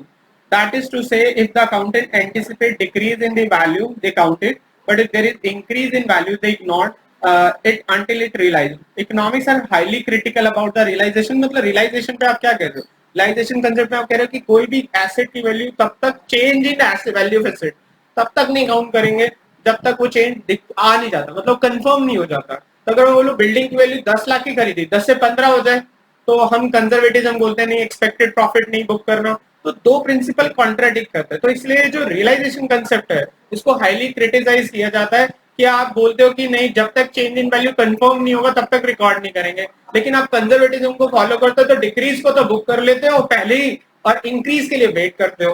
तो रियलाइजेशन और कंजर्वेटिज्म जो आप आगे पढ़ोगे इसमें थोड़ा सा डिस्प्यूट है, थोड़ा सा झगड़ा आ रहा है, इसलिए इसको हाईली क्रिटिसाइज किया जाता है कि आप इंक्रीज के टाइम पे कुछ और बोलते हैं, डिक्रीज के टाइम पे कुछ और बोलते हैं। जबकि रियलाइजेशन तो क्या कह रहा है कि चेंज तब तक रिकॉर्ड नहीं होगा जब तक वो रियलाइज ना हो जाए, तो इसका मतलब डिक्रीज को भी रिकॉर्ड नहीं करना चाहिए। तो इसलिए थोड़ी कॉन्ट्राडिक्शन है, इसलिए रियलाइजेशन को क्या किया जाता है, बट रियलाइजेशन का क्रक्स है जब तक वो कंफर्म नहीं होता, डिक्रीज कंफर्म नहीं होता, इंक्रीज कंफर्म नहीं होता, तब तक हम उसे रिकॉर्ड नहीं करेंगे। वो मेटेरियलाइज नहीं होता, जब तक हमें वो नुकसान बियर नहीं करना पड़ता तब तक हम उसे रिकॉर्ड नहीं करेंगे। ठीक है, नेक्स्ट है dual aspect, this is the most important. Accounting के दो तरीके होते थे, एक सिंगल एंट्री सिस्टम जो पुराना चलता था, द मॉडर्न सिस्टम अकाउंटिंग जो लुका पेसियोली डेवलप किया जिसने, कि डबल एंट्री सिस्टम चलता है। डबल एंट्री सिस्टम में क्या होता है, अकाउंटिंग के डुअल एस्पेक्ट रिकॉर्ड होते हैं। मतलब जब भी बिजनेस में ट्रांजेक्शन डेबिट क्रेडिट आप जिसको बोलते हो, debit and credit, there are two aspect, मतलब as per double entry system हर ट्रांजेक्शन के दो पहलू है, एक को डेबिट बोलते हैं, एक को हम क्रेडिट बोलते हैं। तो देखो जरा क्या लिखा है, this concept is based on double entry system book keeping. According to this concept, every transaction entered into by an enterprise has two aspects. If transaction has taken place or event has occurred, it is bound to have two aspects. One entry consists of debit to one or more account, and the another entry consists of credit to some other one or more account. However, the total amount debited is equal to total amount credited. This is called dual aspect. तो account में कुछ भी record होगा, कोई भी transaction event record होगी तो उसके दोनों एस्पेक्ट रिकॉर्ड होंगे, सिंगल एस्पेक्ट रिकॉर्ड नहीं होता। इन सिंगल एंट्री हम सिंगल एस्पेक्ट रिकॉर्ड करते थे, but in now current days जो भी रिकॉर्डिंग होती है it is based on double entry, इसलिए डबल चलेगा। तो इसलिए जब डबल चलता है इसलिए कहते हैं बिजनेस में debit is equal to credit होता है। डेबिट सारी एसेट्स को बोलते हैं, मतलब total asset is equal to total claim, मतलब बिजनेस के जितनी टोटल एसेट्स होती हैं it is equal to total claim, मतलब जो बिजनेस में लेने वाले होते हैं। और इसी का अगर बोलूं टोटल क्लेम में एक क्लेम आउटसाइडर्स का होता है, एक क्लेम ऑनर का होता है, तो owner claim plus outsider claim, इसलिए total asset is equal to owner claim को हम क्या बोलते हैं, मतलब एक बिजनेस के पास जितनी एसेट्स होती हैं, जितना उसके पास प्रॉपर्टी होती है उतना पैसे उसने किसी को देना ही होता है। अब ये पैसा उसने जो देना होता है, मतलब एक बिजनेस की एसेट पे जो क्लेम बनता है, कुछ इंटरनल क्लेम बनते हैं, कुछ आउटसाइडर क्लेम बनते हैं। तो इंटरनल क्लेम तो कैपिटल होती है, मतलब प्रोप्राइटर का क्लेम होता है, और आउटसाइडर क्लेम मतलब जो बाहर वालों का क्लेम होता है। तो दोनों क्लेम्स का सम ही किसके इक्वल होता है, it is equal to total claims. तो इसलिए बोलते हैं कि debit is equal to credit. Debit को हम जनरली टोटल एसेट्स की फॉर्म में बोलते हैं। एक बिजनेस के साथ फाइनली जो लास्ट अकाउंटिंग इक्वेशन, ये अकाउंटिंग इक्वेशन भी बनता है, आप पढ़ते हो assets is equal to capital plus liability. जो आप अकाउंटिंग इक्वेशन पढ़ते हो it is based on double entry. अगर आप डबल एंट्री नहीं करोगे तो अकाउंटिंग इक्वेशन भी नहीं बनता। ध्यान रखना बिजनेस में डबल इफेक्ट होगा। जैसे मैंने एक मशीन खरीदी तो उसका डुअल एस्पेक्ट क्या होगा, मशीन बढ़ जाएगी, कैश घट जाएगा। मैंने गुड्स बेचे, कैश बेचे, तो क्या होगा, कैश बढ़ जाएगा, गुड्स घट जाएंगे, ऐसे ही होगा। और अगर प्रॉफिट मैंने जनरेट किया तो कैपिटल भी बढ़ जाएगी। मैंने लोन लिया, लोन लेने से क्या होगा, कैश बढ़ेगा, साथ साथ मेरी लाइबिलिटी भी बढ़ जाएगी। लेटर ऑन हम चैप्टर पढ़ेंगे अकाउंटिंग इक्वेशन, तो अकाउंटिंग इक्वेशन क्या है, वो सारा वो डबल एंट्री बेस्ड होता है। अब बिजनेस में जो भी ट्रांजेक्शन रिकॉर्ड होती है वो डबल एंट्री पर बेस्ड होके होती है, डबल एंट्री, डुअल एस्पेक्ट चलता है। आप ध्यान रखना, अकाउंट्स में हम डुअल एस्पेक्ट बेस्ड होके ट्रांजेक्शन को क्या करते हैं, रिकॉर्ड करते हैं। क्लियर है? नेक्स्ट नेक्स्ट कंसेप्ट है अक्रूवल कंसेप्ट। अक्रूवल कंसेप्ट क्या कहता है, हमने अकाउंटिंग की बच्चे डेफिनेशन पढ़ी थी, accounting is an art of recording, classifying, summarise. तो accounting begins with the recording, मतलब अकाउंटिंग कहां से स्टार्ट होती है, जब हम अकाउंट्स में ट्रांजेक्शन को रिकॉर्ड करते हैं। अब प्रॉब्लम ये आती है कि रिकॉर्डिंग मुझे किस स्टेज पे करनी है, मतलब मुझे इवेंट और ट्रांजेक्शन, जब भी मुझे किसी भी ट्रांजेक्शन को रिकॉर्ड करना है तो मुझे उसे रिकॉर्ड करना कब है, जिस दिन वो ट्रांजेक्शन होती है या जिस दिन ट्रांजेक्शन रियलाइज होती है। सपोज करो आपको मैंने गुड्स बेचे कब, 25 मार्च को गुड्स बेचे और आपने मेरी पेमेंट 1 अप्रैल को कराई, ठीक है, तो क्या मैं ट्रांजेक्शन 25 मार्च को करूंगा या मैं 1 अप्रैल को करूंगा। तो सिंपल सी बात है, अगर मैं अक्रूवल कंसेप्ट को फॉलो कर रहा हूँ, अगर मेरी अकाउंटिंग अक्रूवल बेसिस पर है, there are two basis of accounting, एक को बोलते हैं कैश बेसिस, दूसरा होता है अक्रूवल बेसिस। अक्रूवल तो कहता है ट्रांजेक्शन जिस दिन एंटर होगी हम उसी दिन रिकॉर्ड करते हैं, you will not wait for the realisation, मतलब कैश आएगा तब उस दिन रिकॉर्ड करेंगे, नो, हम ट्रांजेक्शन उसी दिन रिकॉर्ड कर देंगे जिस दिन ट्रांजेक्शन होती है, जिस दिन को हम ट्रांजेक्शन एंटर करते हैं। द अक्रूवल कंसेप्ट से हम उसी दिन ट्रांजेक्शन को रिकॉर्ड कर देंगे जिस दिन ट्रांजेक्शन एंटर हो रही है, this is the accrual concept. Next one उसका होता है cash basis of accounting. Cash basis में क्या होता है, ट्रांजेक्शन को हम उसी दिन करते हैं, रिकॉर्ड करते हैं जिस दिन कैश या तो आ जाता है या कैश चला जाता है, this is called cash basis. The accrual concept is fundamental accounting assumption in the preparation of financial statement. According to this concept, transaction and events is recorded at the time when it take place, not when the settlement take place. मतलब हम उस दिन का इंतजार नहीं करते जिस दिन सेटलमेंट होती है, हम उसी दिन रिकॉर्ड कर देते हैं जिस दिन ट्रांजेक्शन एंटर होती है। The concept is particularly important because it recognizes the asset, liability, income and expenses as and when transaction relating to it are entered into. This concept implies that income and expenditure should be measured as difference between revenue and expense rather than difference between cash receipt and cash pay. मतलब अगर आप accrual concept, और ये भी fundamental assumption होती है, ध्यान रखना, मैंने 3 बताई थी, 3 फंडामेंटल असम्पशंस बताई थी, कौन कौन सी, नंबर 1 आपकी going concern, second one is your accrual and the third one is consistency. वो हम पढ़ेंगे अभी आगे कि फंडामेंटल क्यों बोलते हैं इन्हें, अभी ध्यान रखना 3 फंडामेंटल होती है। तो अक्रूवल क्या कर रहा है, ट्रांजेक्शन को रिकॉर्ड कब करना है, मेरा ट्रिगर पॉइंट क्या होगा, कब मुझे अपने बुक्स ऑफ अकाउंट्स में ट्रांजैक्शन को लेकर आना है, क्या मुझे उस दिन का इंतजार करना है जिस दिन मेरे पास पैसे आ जाएंगे या चले जाएंगे, या जिस दिन मैं ट्रांजैक्शन एंटर करता हूं क्या मैं उसी दिन रिकॉर्ड कर दूंगा। तो कब रिकॉर्ड करें, what is the day, what is the timing, timing क्या होगी, किस टाइम पे मुझे ट्रांजैक्शन को रिकॉर्ड करना है, तो टाइमिंग क्या होगी, जिस दिन मैं ट्रांजैक्शन एंटर करता हूं, जिस दिन बच्चे में ट्रांजैक्शन एंटर करूंगा मैं उसी दिन रिकॉर्ड कर दूंगा। I will not wait for the realization, ठीक है, मैं पैसे आने जाने का वेट नहीं करूंगा। अगर एक बिजनेस, वैसे तो आपको बताऊं देयर आर टू बेसिस, ठीक है, कैश बेसिस पे भी आप ट्रांजैक्शन रिकॉर्ड कर सकते हो, बट अगर आप अक्रूवल को फॉलो करते हो तो फिर आप वेट नहीं करोगे। अगर आप कैश बेसिस को फॉलो करते हो फिर आपका ट्रिगर पॉइंट होगा जिस दिन पैसे आएंगे या जाएंगे, मतलब मैं सेल को रिकॉर्ड उस दिन करूंगा जिस दिन आप मेरे सेल के पैसे दे दोगे, और परचेज को मैं उस दिन रिकॉर्ड करूंगा जिस दिन मैं परचेज के पैसे दे दूंगा। तो अगर मैं कैश बेसिस पे कर रहा हूं तो फिर तो मैं ट्रांजेक्शन के लिए रियलाइजेशन मतलब पेमेंट और रिसिप्ट, अगर आप कैश बेसिस करते हो तो फिर तो वही कंसेप्ट, बट अगर आप अक्रूवल फॉलो करते हो और इन जनरल अगर कुछ नहीं पता हो तो हम अक्रूवल फॉलो ही करते हैं, and the most of the cases accrual पे ही बिजनेस की ट्रांजेक्शन क्या होती है रिकॉर्ड की जाती है, ठीक है जी। नेक्स्ट कंसेप्ट है बच्चे, इसके बाद मेरे 8 कंसेप्ट, नेक्स्ट कंसेप्ट है मैचिंग। मैचिंग क्या कहता है बच्चे, देखो मैचिंग कंसेप्ट क्या कह रहा है, मैचिंग कंसेप्ट की बात करते हैं।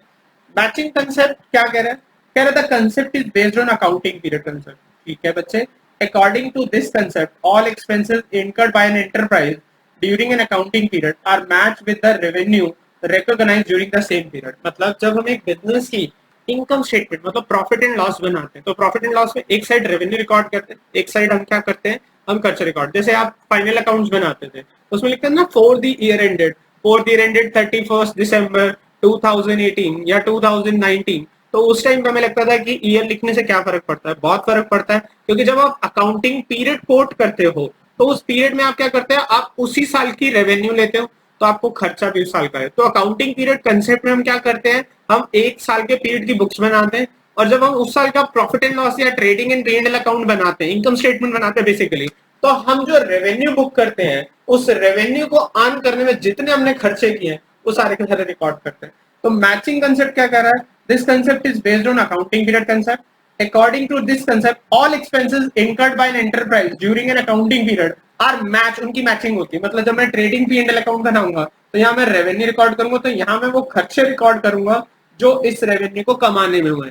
अगर कोई खर्चा इस रेवेन्यू को कमाने में नहीं लगा तो उसे मैं इस साल का खर्चा, जैसे मैं ऐसे बोलूं मैंने रेंट देना था, मैंने रेंट है सपोज करो 1 साल का 10 लाख रुपए रेंट है, मैंने 2 साल का रेंट दे दिया, लेकिन इस रेवेन्यू को कमाने में अभी तो 1 ही साल का रेंट लगा ना, अगले साल के रेंट से तो अगले साल रेवेन्यू आएगी जो मैंने रेंट एडवांस में दिया हुआ है। तो इसलिए आप प्रीपेड रेंट को आप छोड़ देंगे, प्रीपेड रेंट को आप अगले साल लेंगे due to the matching concept. और क्लोजिंग स्टॉक आप ट्रायल बैलेंस में क्यों दिखाते हो? वो भी मैचिंग कंसेप्ट की वजह से दिखाते हो। आज आपके लिए एक न्यू चीज है कि क्लोजिंग स्टॉक ट्रायल बैलेंस मतलब बैलेंस जो P&L में आप दिखाते हो, ट्रेडिंग अकाउंट में, सॉरी ट्रेडिंग अकाउंट में क्रेडिट में इसलिए दिखाते हो क्योंकि परचेज की कॉस्ट आप उतनी ही मैच कराओगे सेल से। जैसे मैंने 10 लाख का माल खरीदा, 10 लाख का माल खरीद के मैंने 12 लाख में बेच दिया, लेकिन 10 लाख का सारा नहीं बेचा, खरीदा 10 का था, उसमें से 2 लाख का बच गया, तो इसका मतलब मुझे जो रेवेन्यू से खर्चा परचेज मैच करानी है वो तो 8 लाख की करानी है ना, 2 लाख की तो क्लोजिंग स्टॉक है। तो क्लोजिंग स्टॉक जो क्रेडिट में आता है, this is due to matching concept, क्योंकि आपको उतनी ही कॉस्ट मैच करानी है जितनी आपकी रेवेन्यू जनरेट करने में लगी है। तो इसका मतलब अगर कोई कॉस्ट रेवेन्यू को जनरेट करने में नहीं लगी या जो पिछले साल से रिलेटेड है उससे हम इस साल से मैच नहीं कराते। देखो क्या लिखा है, in financial statement if any revenue is recognized then expense related to earn that revenue should be recognized. कह रहा है कि अगर आप कोई रेवेन्यू बुक करते हो तो आप उस खर्चे को भी बुक करोगे जो उस रेवेन्यू को कमाने में आए। मतलब जब भी आप इनकम स्टेटमेंट बनाओगे तो सबसे पहले तो आप बुक करो रेवेन्यू, मतलब जो आपने कमाया, कमाई बुक करो, फिर कमाई से वो खर्चा रिलेट करो जो इस कमाई को लाने में लगा, तो दोनों का फिर डिफरेंस निकालो, फाइनली आपके पास प्रॉफिट आ जाएगा। तो आपको मैचिंग करानी है, वन जैसे रिलेशन बनाते ना क्लास में, रिलेशन एंड फंक्शन पढ़ते थे, तो रेवेन्यू खर्चा और बट रिलेटेड होना चाहिए, किसी से अलग नहीं होना चाहिए। अगर किसी साल का रेवेन्यू नहीं, मतलब अगर कोई खर्चा इस साल की रेवेन्यू से रिलेट ही नहीं करता तो उसका रिलेशन नहीं बनाएंगे, उसे जिस साल की रेवेन्यू से वो रिलेट करता है उसे उसी साल का खर्चा बुक करेंगे। ठीक है जी, देखो the term matching means appropriate association of related revenue expense, जो मैंने अभी बात बताई बिल्कुल सेम है। According to this adjustment should be according to this adjustment should be made for all outstanding expense, accrual income, prepaid expense and unearned income etc. while preparing the, तो आप जो एडजस्टमेंट करते हो वो आउटस्टैंडिंग की, prepaid की, this is due to this concept, इसलिए आप प्रीपेड को माइनस करते हो because it belongs to next year. और आप जो पिछले साल का आउटस्टैंडिंग होता है उसे भी नहीं लेते, बट हाँ इस साल का आउटस्टैंडिंग आप लेते हो because it is related to, outstanding खर्चा रिकॉर्ड करते ना, क्यों? क्योंकि वो इस साल की रेवेन्यू से रिलेटेड होता है, इसलिए उसे रिकॉर्ड करना ही पड़ेगा। नेक्स्ट है बच्चे revenue recognition concept, this the most important, ये मजेदार है, अक्रूवल से थोड़ा अलग है। रेवेन्यू रिकॉग्निशन का मतलब होता है कि अगर मैं माल बेच रहा हूँ या मैं सर्विसेज रेंडर करता हूँ तो ऑब्वियस है जो रिटर्न में मुझे जो कंसिडरेशन मिलता है, this is revenue. Revenue means amount receive from selling a good और प्रोवाइडिंग सर्विस। आप सर्विस देते हैं किसी को या फिर आप गुड्स बेचते हैं तो उसके बदले जो आपको पैसा मिलता है उसी को हम रेवेन्यू बोलते हैं। बट रेवेन्यू को बुक कब किया जाए, बुक कब करना है, मतलब मुझे कब रेवेन्यू को मानना चाहिए कि रेवेन्यू मेरा कंफर्म हो गया। जैसे मैंने आपको सर्विस देनी है, अभी सर्विस दी नहीं है बट पैसे मेरे पास आ चुके हैं, तो क्या मान लू ये मेरी रेवेन्यू मेरी होगी, क्या मैंने रेवेन्यू कमा ली? आंसर इज नो, क्योंकि अभी तो मैंने सर्विस ही नहीं दी।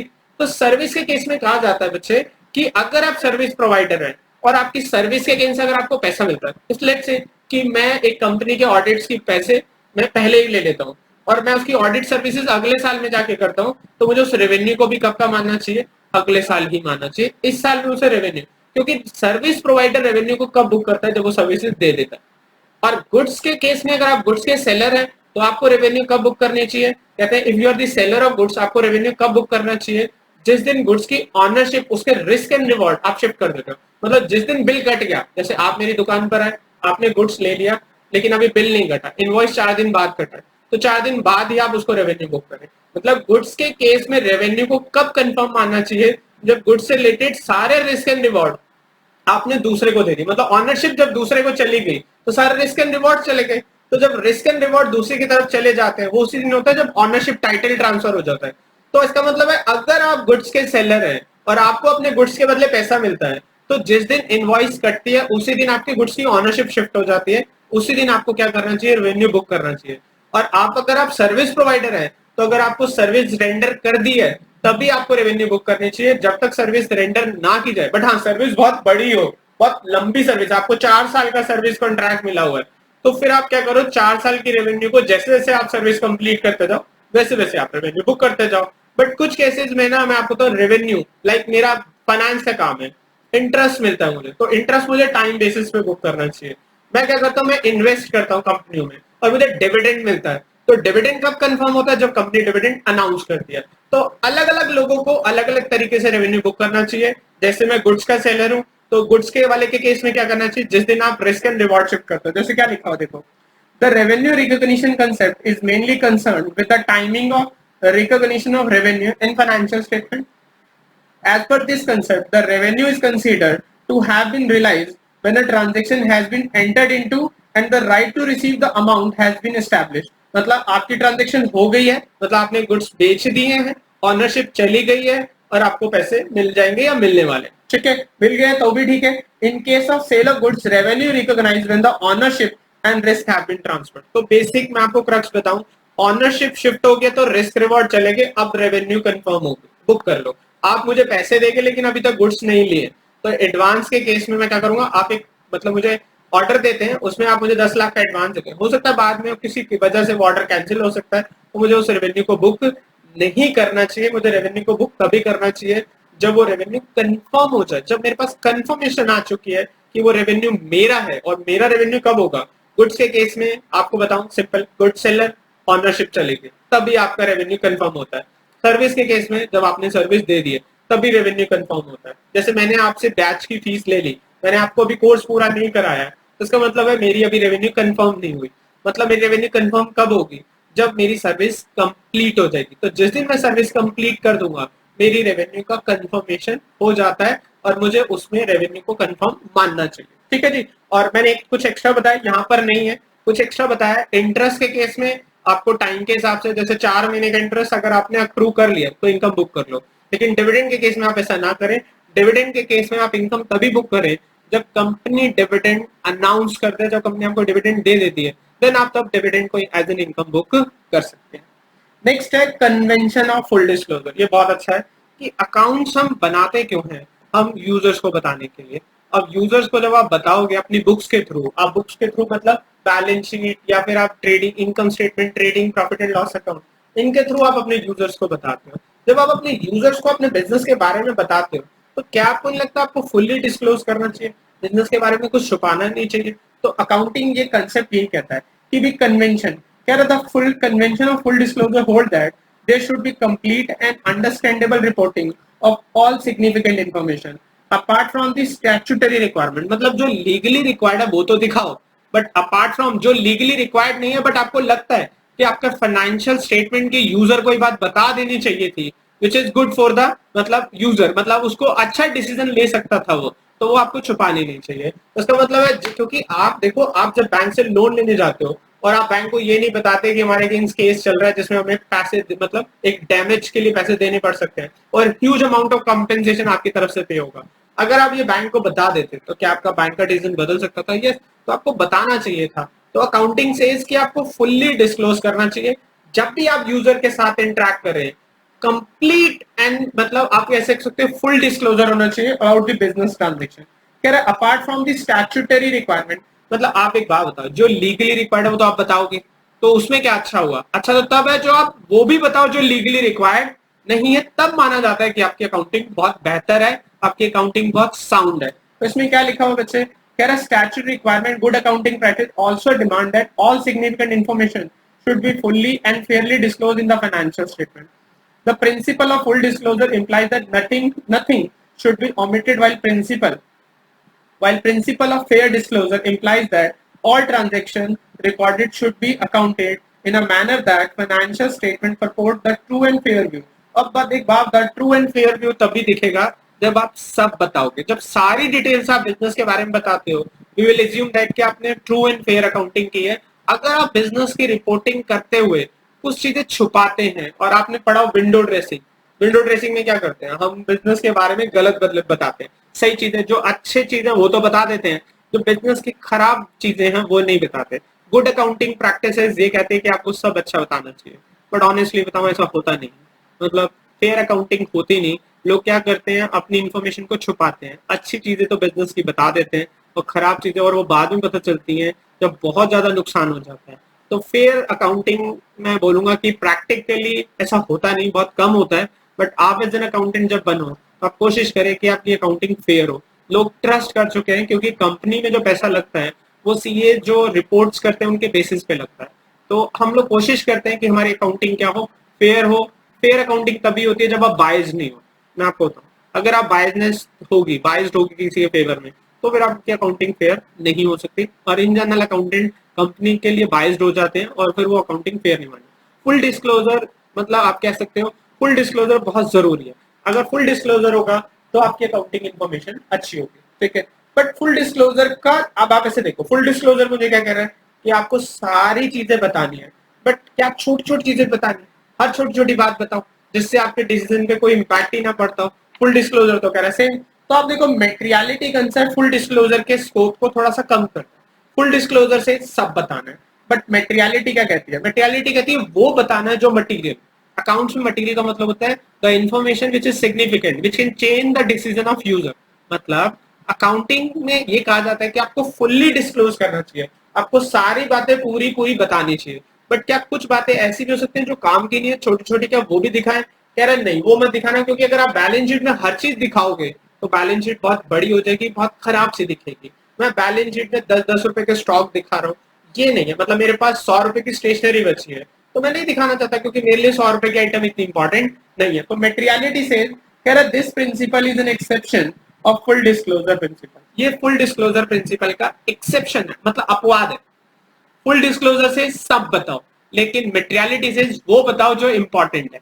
छोटी छोटी चीजों को छोड़ दो। रीजन, क्योंकि छोटी छोटी चीजें सब दिखाओगे तो बैलेंस शीट बहुत खराब सी लगेगी, बहुत भद्दी सी लगेगी। आपको बैलेंस शीट बिल्कुल प्रिसाइज वे में बनानी है, तो छोटी छोटी चीजों को अब मटेरियलिटी क्या होती है समझना है। कह रहा है this principle is an exception of full disclosure principle. According to materiality concept, all the items having significant economic effect on the business of the enterprise should be disclosed in the financial statement, and any insignificant item which only increase the work of accountant, खाली काम बढ़ रहा है, जरूरत नहीं थी इसकी, will not relevant to the user, should not be disclosed, उसको नहीं दिखाना चाहिए। The term materiality is subjective, मतलब materiality अब important क्या है, मतलब मैं ऐसे बोलूं, एक बिजनेस के लिए मटेरियल इन्फॉर्मेशन क्या होती है, ये बिजनेस टू बिजनेस वेरी करता है। हो सकता है एक बिजनेस के लिए 1 लाख रुपए बहुत छोटा सा अमाउंट हो, एक बिजनेस के लिए 1 लाख रुपए बहुत बड़ा अमाउंट हो। तो मेटेरियलिटी डिपेंड करती है बिजनेस का साइज क्या है। मतलब हो सकता है जैसे मैं खुद लूं कि भाई एक छोटे बिजनेसमैन के लिए 1 लाख रुपए की आइटम हो सकता है मटेरियल हो, बहुत मटेरियल हो, और एक हो सकता है बहुत बड़े बिजनेस के लिए वो कहते हैं 1 लाख रुपए की आइटम को हम सिग्निफिकेंट नहीं मानते, अगर हम उसको डिस्क्लोज नहीं करते। तो आप ये मत मानना कि हम फुल डिस्क्लोजर के अगेंस्ट चले गए। तो फुल डिस्क्लोजर और मटेरियलिटी दोनों साथ साथ चलते हैं। फुल डिस्क्लोजर मुझे कह रहा है सब बताओ, बट मटेरियलिटी क्या कह रहा है कि फुल डिस्क्लोजर ठीक कह रहा है, बट उसकी थोड़ी सी बात को थोड़ा सा एडजस्ट कर लेना। कैसे एडजस्ट कर लेना, वो बताना जो इंपॉर्टेंट है, जो इररेलेवेंट है। इसलिए आप देखो बैलेंस शीट में छोटी छोटी आइटम्स को दिखाने की बात नहीं होती, पी&एल में हर चीज को डिस्क्लोज। जैसे आप लिखते हो मिसलेनियस एक्सपेंस, क्या आपने वर्ड जब यूज किया मिसलेनियस एक्सपेंस या आपने लिख दिया जनरल एक्सपेंस, तो इसमें तो आपको कैसे पता चलेगा, यूजर कैसे पता चलेगा? तो उसका मतलब जनरली मिसलेनियस और जनरल एक्सपेंस का अमाउंट बहुत ज्यादा नहीं होगा। आप लिख रहे हो आपके बिजनेस में कोई भी खर्चा सपोज करो 50 लाख से ऊपर नहीं है, मिसलेनियस में आप 10 करोड़ लिख रहे हो, वो एक्सेप्टेबल ही नहीं है। क्यों? क्योंकि मिसलेनियस का मतलब होता है आपने कुछ डिटेल नहीं दी। तो मिसलेनियस में वो छोटे छोटे खर्चे दिखाए जाते हैं जिनकी कोई रेलेवेंस नहीं होती। सैलरी को आप मिसलेनियस कैट में नहीं दिखा सकते, क्योंकि सैलरी इंपॉर्टेंट एस्पेक्ट है, एक बिजनेस में सैलरी का खर्चा इंपॉर्टेंट होता है। तो आप देखो मिसलेनियस जब आपने लिखा, जनरल एक्सपेंस जब लिखा, तो आप फुल डिस्क्लोजर के अगेंस्ट चले गए। पर लेकिन जनरल एक्सपेंस आप फुल इसको क्यों दिखा रहे हो? क्योंकि आपको लगता है वो बहुत ज्यादा खर्चा नहीं है और आप उसको मेटेरियलिटी के थ्रू जा रहे हो, और एज एन मेटेरियलिटी कंसेप्ट आप क्या कर रहे हो, इन ट्रांजेक्शन को रिकॉर्ड कर रहे हो एज एन जनरल एक्सपेंस। तो फुल डिस्क्लोजर मुझे क्या कह रहा है, सब कुछ बताना है, बट मेटेरियलिटी मुझे क्या कह रही है, वो बताना है जो इंपॉर्टेंट है, जो डिसीजन लेना, मतलब जो यूजर के डिसीजन को चेंज कर सकता है। अगर क्योंकि अगर मैं सब दिखाने जाऊंगा बैलेंस शीट में तो बैलेंस शीट थोड़ी सी खराब दिखेगी, उसमें बहुत सारी छोटी छोटी आइटम्स आ जाएंगे जिनसे मजा नहीं आएगा। ठीक है जी, कोई डाउट बचे? यस, नेक्स्ट कंसेप्ट की बात करते हैं। हाँ जी, नेक्स्ट कंसेप्ट है बच्चे कन्वेंशन ऑफ कंसिस्टेंसी। कंसिस्टेंसी का मतलब क्या होता है कि आप कंसिस्टेंट है। कंसिस्टेंट का मतलब है जैसे चल रहे हैं वैसे ही लगातार एक जैसा कर रहे हैं। एक जैसा कर मतलब जो चल रहा है उसी को एक साथ ही फॉलो कर, कंसिस्टेंट, सिमिलर चलना, सिमिलर चीजें करना।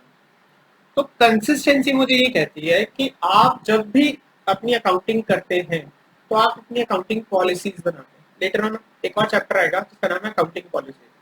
तो अगर आप अपनी कोई अकाउंटिंग पॉलिसी बना रहे हैं, लाइक जैसे आप डेप्रीसिएशन चार्ज करते हैं, तो डेप्रीसिएशन चार्ज करने के दो मेथड होते हैं। एक होता है straight line method. Straight line में क्या होता है, हर साल डेप्रीसिएशन बराबर होता है। रिड्यूसिंग डिमिनिशिंग मेथड, इसमें क्या होता है, तेरा डेप्रीसिएशन हर साल चेंज होता रहता है, घटता रहता है। मतलब एसेट की जो वैल्यू आती है कम होकर हम बुक वैल्यू पे डेप्रिसिएशन लगाते हैं। And in case of straight line method हम डेप्रिसिएशन लगाते हैं जो ओरिजिनल कॉस्ट होती है। तो ये मेथड मुझे ये प्रिंसिपल या कंसेप्ट की बात करूं या कन्वेंशन जो लिखा हुआ, देखो कन्वेंशन भी लिखा हुआ सामने, the consistency convention holds that the accounting practices once selected and the practices once selected and adopted should be applied consistently year after year। मतलब एक बार आपने जो पॉलिसीज बना ली है उनको कंसिस्टेंटली फॉलो करना चाहिए। आपको हर बार ना चेंज करके अपनी पॉलिसीज को अडॉप्ट नहीं करना चाहिए। जैसे अगर आपने स्ट्रेट लाइन मेथड डेप्रिसिएशन लगाया है तो आपको हर बार स्ट्रेट लाइन को ही चलाना चाहिए। This is the fundamental assumption. आप लेटर ऑन मैंने कहा ना फंडामेंटल तीन कौन कौन सी, एक आपकी गोइंग कंसर्न है, दूसरा आपका अप्रूवल और तीसरा आपकी कंसिस्टेंसी। द कंसिस्टेंसी जो प्रिंसिपल मुझे कह रहा है कि एक बार आपने पॉलिसी बना ली तो आपने इस पॉलिसी को कॉन्टिन्यूसली फॉलो करना है, इसमें बार बार चेंजेस नहीं करना। एक बार अपनी पॉलिसीज बना लो, जैसे स्टॉक वैल्यूएशन है। स्टॉक वैल्यूएशन के बहुत सारे मेथड होते हैं। FIFO, FIFO means first in first out, LIFO last in first out, और नेक्स्ट है वेटेड एवरेज, सिंपल एवरेज। आपके पास बहुत सारे मेथड्स हैं।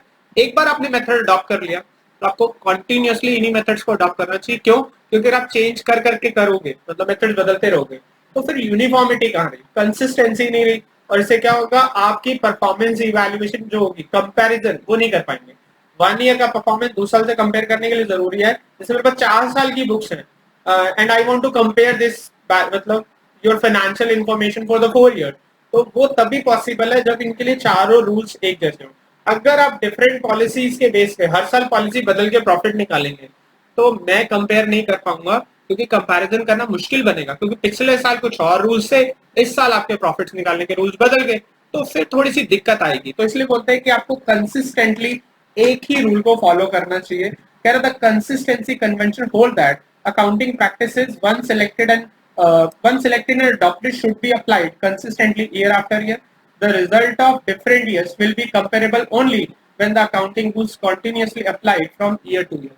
मतलब वो कंपैरिजन तभी पॉसिबल है जब वो सेम रूल्स पर चलती है। The consistency convention does not mean that particular method of accounting once adopted can never be changed।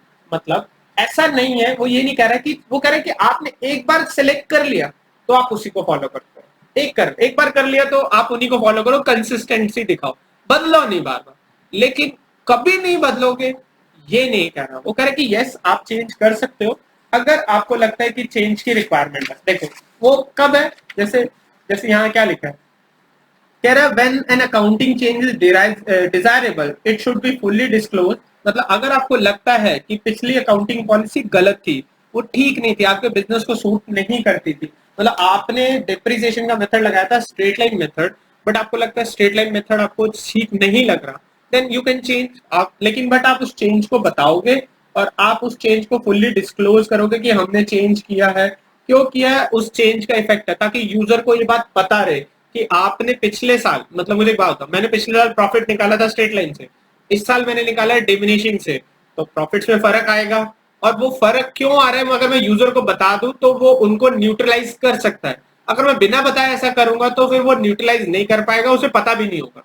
तो वो कह रहे हैं कि पहली बात तो कंसिस्टेंसी करिए, चेंज करो मत। बट अगर आपको लगता है कि भाई चेंज चाहिए, चेंज कब चाहिए होता है मैं आपको बताऊं, हो सकता है कंट्रीज के लॉ बदल जाए या फिर हमारे अकाउंटिंग स्टैंडर्ड्स में चेंज आ जाए। हो सकता है हमारे अकाउंटिंग स्टैंडर्ड में पहले लिखा था स्ट्रेट लाइन चलेगा, या कंपनीज एक्ट में बोलो कि कंपनीज एक्ट में लिखा हुआ स्ट्रेट लाइन, लेकिन लेटर ऑन कंपनीज एक्ट कहता है नहीं डिमिनिशिंग से डेफिनेशन लगाओगे, फिर तो मुझे भी चेंज करना पड़ेगा। देन तब आप कर सकते हो। अगर चेंज, पहली बात तो कंसिस्टेंट फॉलो करो, आपने एक बार जो पॉलिसी बना ली उनको अडॉप्ट करना है। लेकिन अगर आपको लगता है चेंज डिजायरेबल है, मतलब चेंज डिजायरेबल कब होता है, तीन सिचुएशन में चेंज डिजायरेबल होता है। आपके लॉज में चेंज आ रहा है या कंट्री के लॉ चेंज हो रहे हैं, दूसरा अकाउंटिंग स्टैंडर्ड की रिक्वायरमेंट है क्योंकि वो बदल रही है, तीसरा आपको लगता है कि बेटर प्रेजेंटेशन पिछली वाले पॉलिसी से नहीं आएगा, इस वाली पॉलिसी से आएगा, देन फिर आप जा सकते हो। तो कह रहे कि बट अगर आप चेंज करते भी हो तो उसका डिस्क्लोजर करो। क्लियर है? कंसिस्टेंटली कह रहा है चेंज मत करो, लेकिन अगर चेंज आने की जरूरत है तो आप कर सकते हो। और मैंने कहा जरूरत कब होती है, जब कंट्री के लॉ बदलते हैं, दूसरा जब स्टैंडर्ड्स, अकाउंटिंग स्टैंडर्ड्स में चेंज आता है, तीसरा जब आपको लगता है कि बेटर प्रेजेंटेशन, मतलब पिछले वाले में हमने कोई गलती कर दी, हमारी एसेट को स्ट्रेट लाइन मेथड सूट नहीं करता था, डब्ल्यूडीवी मतलब रिटन डाउन वैल्यू सूट करता था, तो मुझे किससे करना चाहिए था, मुझे जो अकाउंटिंग करनी चाहिए थी वो किससे करनी चाहिए थी, रिटन डाउन से, देन आई कैन चेंज। तो फिर मुझे, बट मैं जब भी चेंज करूंगा तो इसका डिस्क्लोजर दूंगा। क्लियर है? तो कंसिस्टेंसी से आपको कंटिन्यूअसली एक ही रूल्स को एक साथ फॉलो करना है। क्लियर है बच्चे? नेक्स्ट, इसके बाद है कन्वेंशन ऑफ प्रूडेंस और कंजर्वेटिज्म।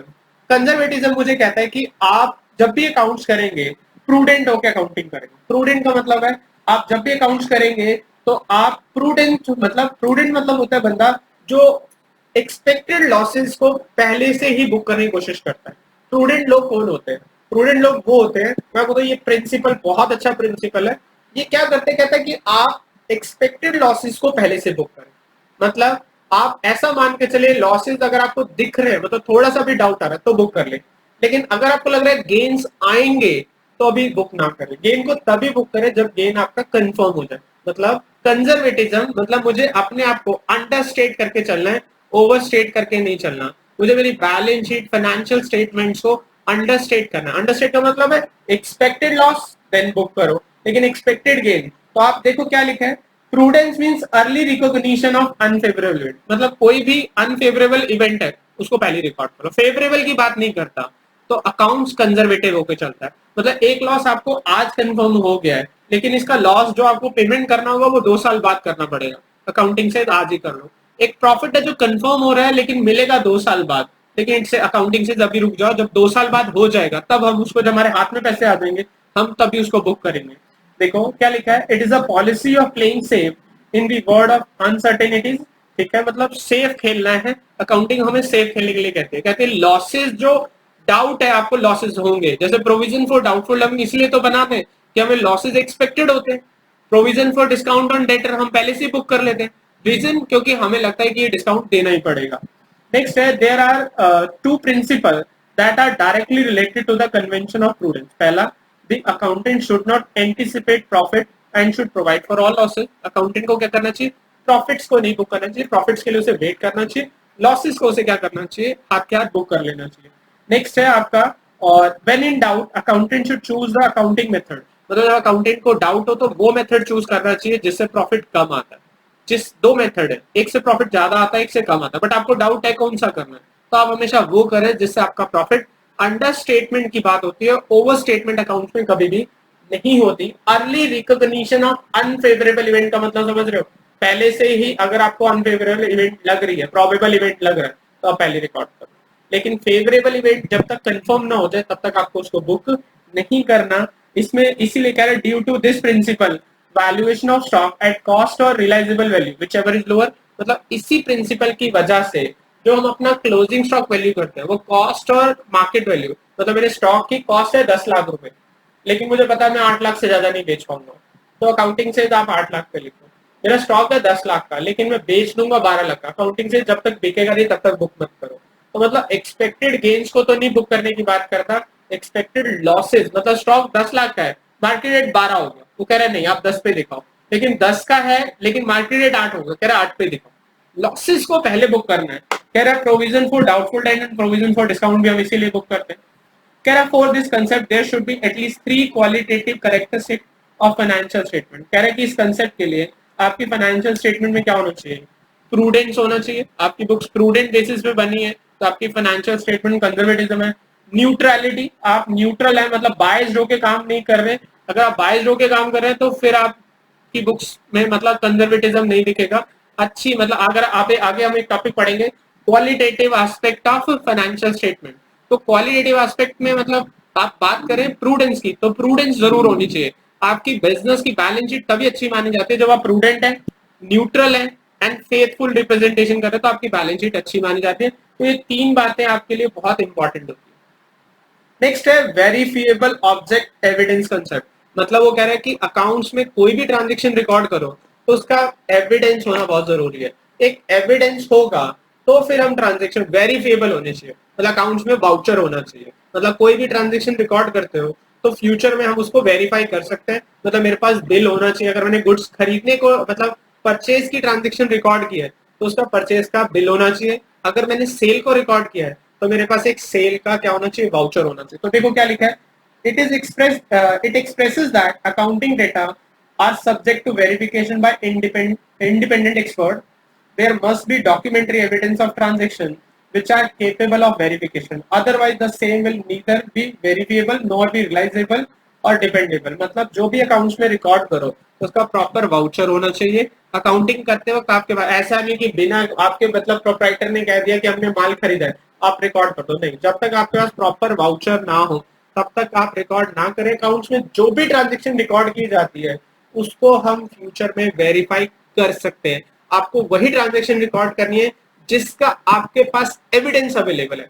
अगर मेरे पास एविडेंस अवेलेबल नहीं है तो मुझे ट्रांजेक्शन को रिकॉर्ड नहीं करना चाहिए। मैं रिकॉर्ड तभी करूंगा जब मेरे पास उसका मेरे पास एक एविडेंस है। एविडेंस होगा तो ही रिकॉर्ड करो, एविडेंस नहीं है तो फिर रिकॉर्ड करने की जरूरत नहीं।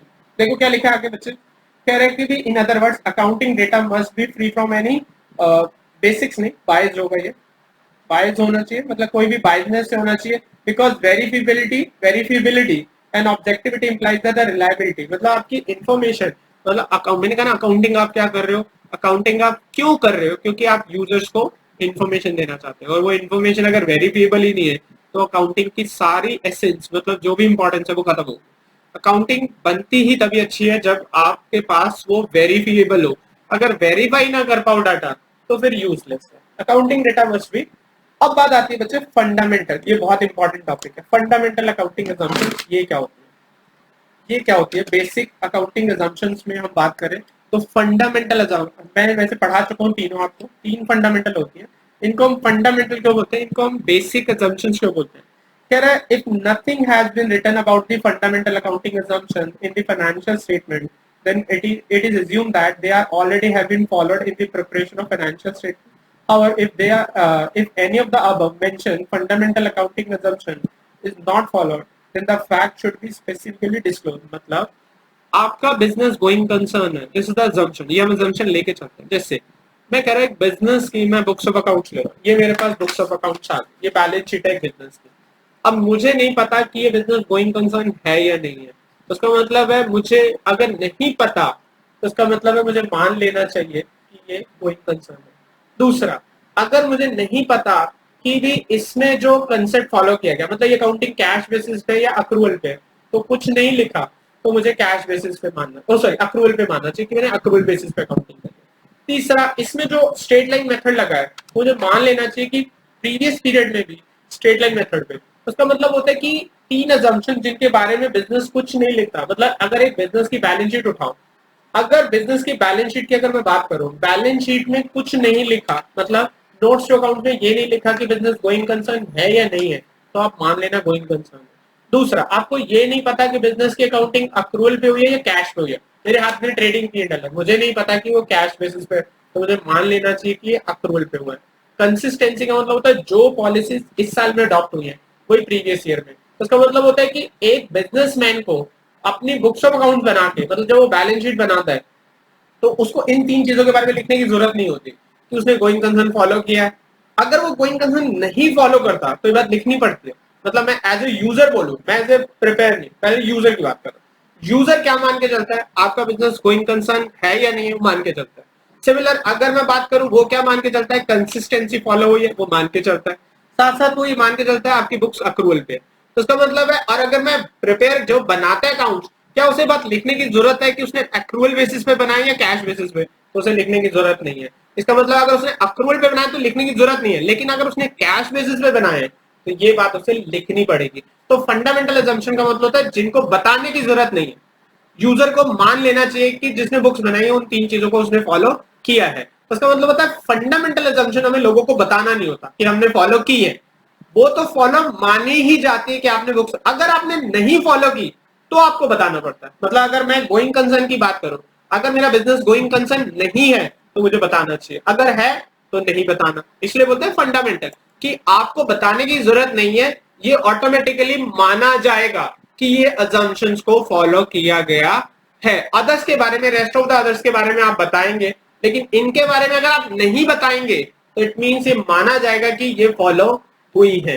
ठीक है, तो फंडामेंटल अकाउंटिंग assumption का मतलब है there are 3 assumptions which are assumed to be followed unless other information is available or written in the notes to accounts। अगर आपके फाइनेंशियल स्टेटमेंट के नोट्स टू अकाउंट में कोई अदर इंफॉर्मेशन नहीं है तो यूजर ये मान लेगा, या प्रिपेयर को ये बताने की जरूरत ही नहीं होती, जो प्रिपेयर करता है उसको ये बताने की जरूरत नहीं होती कि उसका बिजनेस गोइंग कंसर्न है या नहीं है। मतलब अगर आप गोइंग कंसर्न है तो आपको नहीं बताना, लेकिन नहीं है तो बताना। अगर आपने कंसिस्टेंसी को फॉलो नहीं किया तो बताना है, अक्रूवल को फॉलो नहीं किया तो आपको बताना होता है। तो यूजर भी फंडामेंटल अकाउंटिंग assumption के केस में चलता है, यस अगर मैं कैश बेसिस फॉलो करूंगा तो मुझे बताना पड़ेगा। There are 3 fundamental accounting assumption जिनको हमें फॉलो करना होता है। क्लियर है? कोई डाउट बच्चे? यस। अब हम अपने नेक्स्ट टॉपिक की तरफ चलते हैं।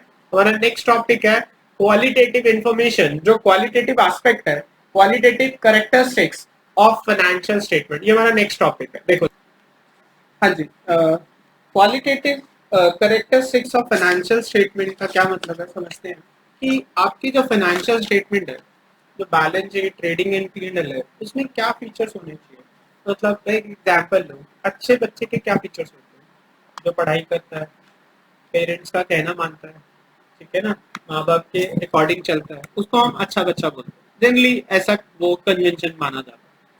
सिमिलर अकाउंटिंग इंफॉर्मेशन जो आपकी फाइनेंशियल स्टेटमेंट है, उसके क्वालिटेटिव फीचर्स क्या है, मतलब उनको हम अच्छा कब मानते हैं। देखो, कह रहे हैं कि अकाउंटिंग इंफॉर्मेशन जो है उसके कुछ क्वालिटीज होनी चाहिए, कुछ उसके एट्रीब्यूट्स होने चाहिए। अगर वो एट्रीब्यूट्स हैं तो हम मानते हैं कि हमारी फाइनेंशियल स्टेटमेंट अच्छी है। जैसे कह रहे qualitative characteristics are the attributes that make the accounting information या information provided in the financial statement useful to the users। The following are the important qualitative characteristics of the financial statement। मतलब financial statement की ये qualitative aspect. पहला, financial statements क्या होनी चाहिए, understandable होनी चाहिए, मतलब समझने वाली। सीधी सी बात है, आप अकाउंटिंग कर रहे हो किस बात के लिए, यूजर्स को, क्योंकि अकाउंटिंग के ऑब्जेक्टिव्स में one of the objective is that कि आप कम्युनिकेट करते हो, क्योंकि आप अकाउंटिंग कर ही क्यों रहे हो, because you want to communicate with the users, मतलब लोगों को अपनी इंफॉर्मेशन बतानी बिजनेस की। अब आपकी इंफॉर्मेशन लोगों के पास ऑन कैसे होती है, आपकी बैलेंस शीट, आपके प्रॉफिट एंड लॉस, आप थोड़ी बुक कीपिंग किसी को थोड़ी देते हो। तो आपकी फाइनेंशियल स्टेटमेंट कुछ इस तरीके से प्रेजेंट होनी चाहिए, इट शुड बी अंडरस्टैंडेबल, ये समझने वाली होनी चाहिए, मतलब समझ आनी चाहिए। मैं एक एग्जांपल लेता हूँ, सपोज करो आप एक रेस्टोरेंट में गए, और वहां पर आपको खाना ऑर्डर करना था, तो जो मेन्यू कार्ड है वो आपको वेटर ने सर्व किया कि भाई ये हमारा मेन्यू कार्ड है, वो आपको दिया। अब मेन्यू कार्ड जो जिस लैंग्वेज में था, वो सपोज करो, वो जैसे हम नॉर्थ इंडिया में, अगर मुझे साउथ की मलयालम या कोई और लैंग्वेज नहीं आती और उसने जो आपको मेन्यू कार्ड दिया वो दूसरी लैंग्वेज में था जो अंडरस्टैंडेबल नहीं है, तो इन्फॉर्मेशन जो आपके हाथ में आई वो बेसिकली अंडरस्टैंडेबल ही नहीं थी। तो इट मीन्स वो यूज जो इन्फॉर्मेशन उसने दी वो यूजलेस है। जब भी आप किसी को इन्फॉर्मेशन दें तो वो यूजलेस नहीं होनी चाहिए, मतलब वो मीनिंगफुल होनी चाहिए। वो मीनिंगफुल तभी होगी जब वो अंडरस्टैंडेबल हो। जैसे मैंने वेटर को बोला, मैंने कहा मेन्यू कार्ड दो, उसने मुझे क्या दे दिया, सपोज करो उसने मुझे तमिल लैंग्वेज में दिया और तमिल मुझे नहीं पढ़नी आती, या चाइनीज लैंग्वेज में दिया और चाइनीज मुझे नहीं पढ़नी आती, तो इन दैट केस इन्फॉर्मेशन तो आई बट वो यूजलेस है। तो इन्फॉर्मेशन मीनिंगफुल कब होती है बच्चे, मीनिंगफुल तभी होती है जब वो इन्फॉर्मेशन जो आपके पास आती है वो अंडरस्टैंडेबल फॉर्म में हो, आपको समझ आती हो। तो इसका मतलब अकाउंटिंग इन्फॉर्मेशन जो भी आप बैलेंस शीट बनाते हो तो it should be in understandable form, मतलब लोगों को समझ आए तभी अच्छी है। अब क्वालिटेटिव आप खुद सोचो, किसी को इन्फॉर्मेशन दे रहे हो और वो समझ ही नहीं आ रही तो यूजलेस है ना। यूजफुल इन्फॉर्मेशन तभी मानी जाती है जब वो अंडरस्टैंडेबल फॉर्मेट हो। दूसरा, मैंने उसे बोला कि मुझे नहीं समझ आ रहा, उसने कहा ठीक है, वो ये मेन्यू कार्ड लेके आ। अब वो दूसरा मेन्यू कार्ड लाया जो इंग्लिश और हिंदी किसी एक लैंग्वेज में था, जो अंडरस्टैंडेबल थी। अब लेकिन उसने एक गड़बड़ कर दी। जो वो इन्फॉर्मेशन लेकर आया उसमें वो फूड आइटम्स थी जो मेरे से रिलेटेड नहीं थी। सपोज करो वो नॉन वेजिटेरियन आइटम लेकर आया और I am a pure vegetarian. तो जब मैं प्योर वेजिटेरियन हूँ तो उसका मतलब उसने मुझे जो इन्फॉर्मेशन दी वो अंडरस्टैंडेबल तो थी बट रेलिवेंट नहीं थी। तो मीन्स क्या है, यूजर को इन्फॉर्मेशन जब भी आप दो, आपकी फाइनेंशियल स्टेटमेंट यूजर को इन्फॉर्म करती है।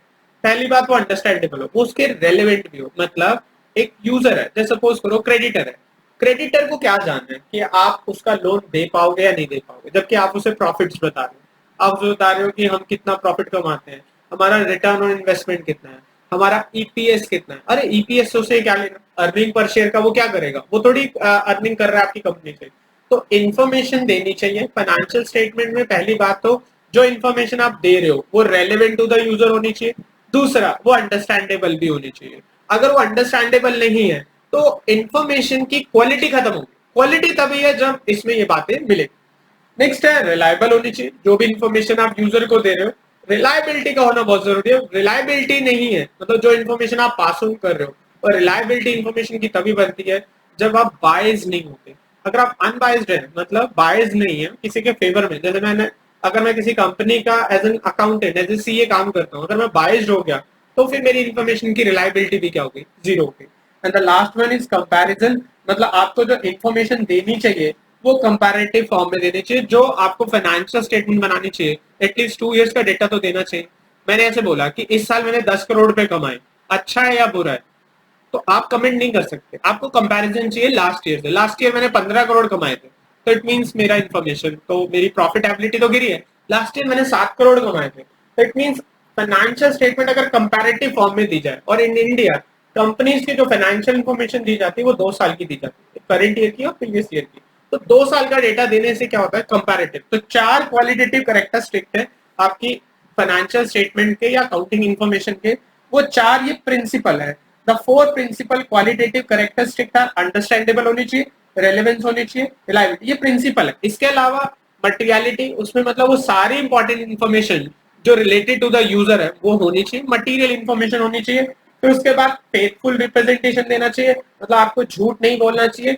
आपको इन्फॉर्मेशन देते हुए फेथ होना चाहिए, मतलब आपकी इन्फॉर्मेशन फेथफुल होनी चाहिए। अगर आप गलत गलत इन्फॉर्मेशन अपनी बुक्स में लिखेंगे तो फिर आपकी इन्फॉर्मेशन की जो फाइनेंशियल स्टेटमेंट की वैल्यू है वो अपने आप ही, आप कह सकते हो कि गिर गई, डिटेरियोरेट होगी, वो यूजलेस है फिर आपके लिए। Financial statement will be useful when information are faithful. ठीक है, कोई भी इन्फॉर्मेशन फेथफुल तभी मानी जाती है जब रिलायबिलिटी के साथ दी जाती है, आपके पास उसको सपोर्ट करने के लिए डेटा होता है। नेक्स्ट है जो मोस्ट इंपॉर्टेंट एस्पेक्ट आ रहा है, सब्सटेंस ओवर फॉर्म। मतलब आपको अकाउंटिंग इन्फॉर्मेशन पास हो करते हुए सब्सटेंस ओवर फॉर्म चलना चाहिए। सब्सटेंस ओवर फॉर्म का मतलब होता है जो कानून में लिखा हुआ है वो तो बताना चाहिए, उसके अलावा भी अगर आपको लगता है कि जो लीगली रिक्वायर्ड नहीं है लेकिन फिर भी उसका रिप्रेजेंटेशन आपको देना चाहिए। This is called substance over form. मतलब कानून से ऊपर उठ के आपको इन्फॉर्मेशन देनी चाहिए, कानूनी जो रिक्वायर्ड है। जैसे मैं एग्जांपल देता हूँ, मैंने एक मशीन खरीदी किस्तों पे, इंस्टॉलमेंट पे। इंस्टॉलमेंट वाली मशीन में मुझे ऑनरशिप अभी नहीं मिली, बट ऑनरशिप मुझे मिलेगी जब मैं सारी किस्तें पे कर दूंगा। तो इसका मतलब है क्या मैं मशीन का ऑनर हूं या नहीं हूं। लीगली तो मैं ऑनर नहीं हूं, क्योंकि मेरे को लीगली ऑनरशिप कब मिलेगी, जब मैं 2 साल की सारी किस्तें पे कर चुका हूँ। लेकिन टेक्निकली अगर मैं मतलब रियलिटी में देखूं, ऑनर तो मैं ही हूँ। तो इसका मतलब है अगर आप कोई एसेट हायर परचेज या फिर कैसे खरीद रहे हैं, इंस्टॉलमेंट पे आप खरीद रहे हैं, हायर परचेज कोई बोलते हैं, इंस्टॉलमेंट परचेज जब आप उस पर खरीदते हैं तो आपको क्या करना चाहिए, आपको वो जो एसेट आपने बाय करी है उसे बैलेंस शीट में दिखाना चाहिए। रीजन भी आप मतलब रियलिटी में तो ऑनर है, लीगली आप ऑनर नहीं, तो इसलिए कानून से ऊपर उठ के कानूनी तौर पे आप एसेट के मालिक नहीं है लेकिन आप रियलिटी में मालिक है, इसलिए आप क्या करें, बैलेंस शीट में उसको दिखाएं। ये हो गया सब्सटेंस ओवर फॉर्म। उसके बाद आपकी बैलेंस शीट में न्यूट्रलिटी होनी चाहिए, न्यूट्रल होके किसी एक का फेवर नहीं करना चाहिए। To be reliable the information of contained in the financial statement must be neutral, that is free from bias. Financial statement are not neutral if by the selection or presentation of information they influence the making of decision of a judge। मतलब अगर आपकी information जो balance sheet या books में दी है वो biased होकर दी गई है, फिर तो मान के चलो आपकी बैलेंस शीट यूजलेस है। वो आप जो यूजर को इंफॉर्मेशन दे रहे हो उससे कोई फायदा नहीं है। प्रूडेंस मैं आपको बता चुका हूँ। प्रूडेंस बेसिस मतलब आपकी बैलेंस शीट जब बने, फाइनेंशियल स्टेटमेंट बने, तो प्रूडेंस को फॉलो करके हुए, मतलब जो प्रोबेबल लॉसेज है वो ऑलरेडी बुक होने चाहिए, बट प्रोबेबल गेन्स को बुक करके नहीं बनानी चाहिए। फेयर प्रेजेंटेशन एंड डिस्क्लोजर्स आपको देने चाहिए। And the last one is complete. तो 11 पॉइंट दिए हुए हैं। 11 कंप्लीटनेस मतलब आपकी इन्फॉर्मेशन कंप्लीट होनी चाहिए। कह रहे to be reliable the information in the financial statement must be complete and within the bounds of materiality and cost, an omission can cause information to be false। अगर आप कुछ भूल जाते हो, कुछ छोड़ देते हो, तो फिर तो इन्फॉर्मेशन कर, मतलब अगर आपसे कुछ छूट गया है तो कंप्लीट इन्फॉर्मेशन नहीं मान जाती, वो बैलेंस शीट कंप्लीट नहीं होती। तो ये जो हमारा चैप्टर है, इसमें हमने बात करी है बेसिक अकाउंटिंग प्रिंसिपल्स की, और बैलेंस शीट के जो फाइनेंशियल करेक्टर्स होते हैं हमने उनकी बात की है। ठीक है, आज की क्लास हम यही खत्म करते हैं। ठीक है बच्चे, इस चैप्टर को आप बहुत इंपॉर्टेंट चैप्टर की कैटेगरी में रखना, is the most important chapter. Thank you very much. बाकी हम नेक्स्ट क्लास में डिस्कस करेंगे। ठीक है जी।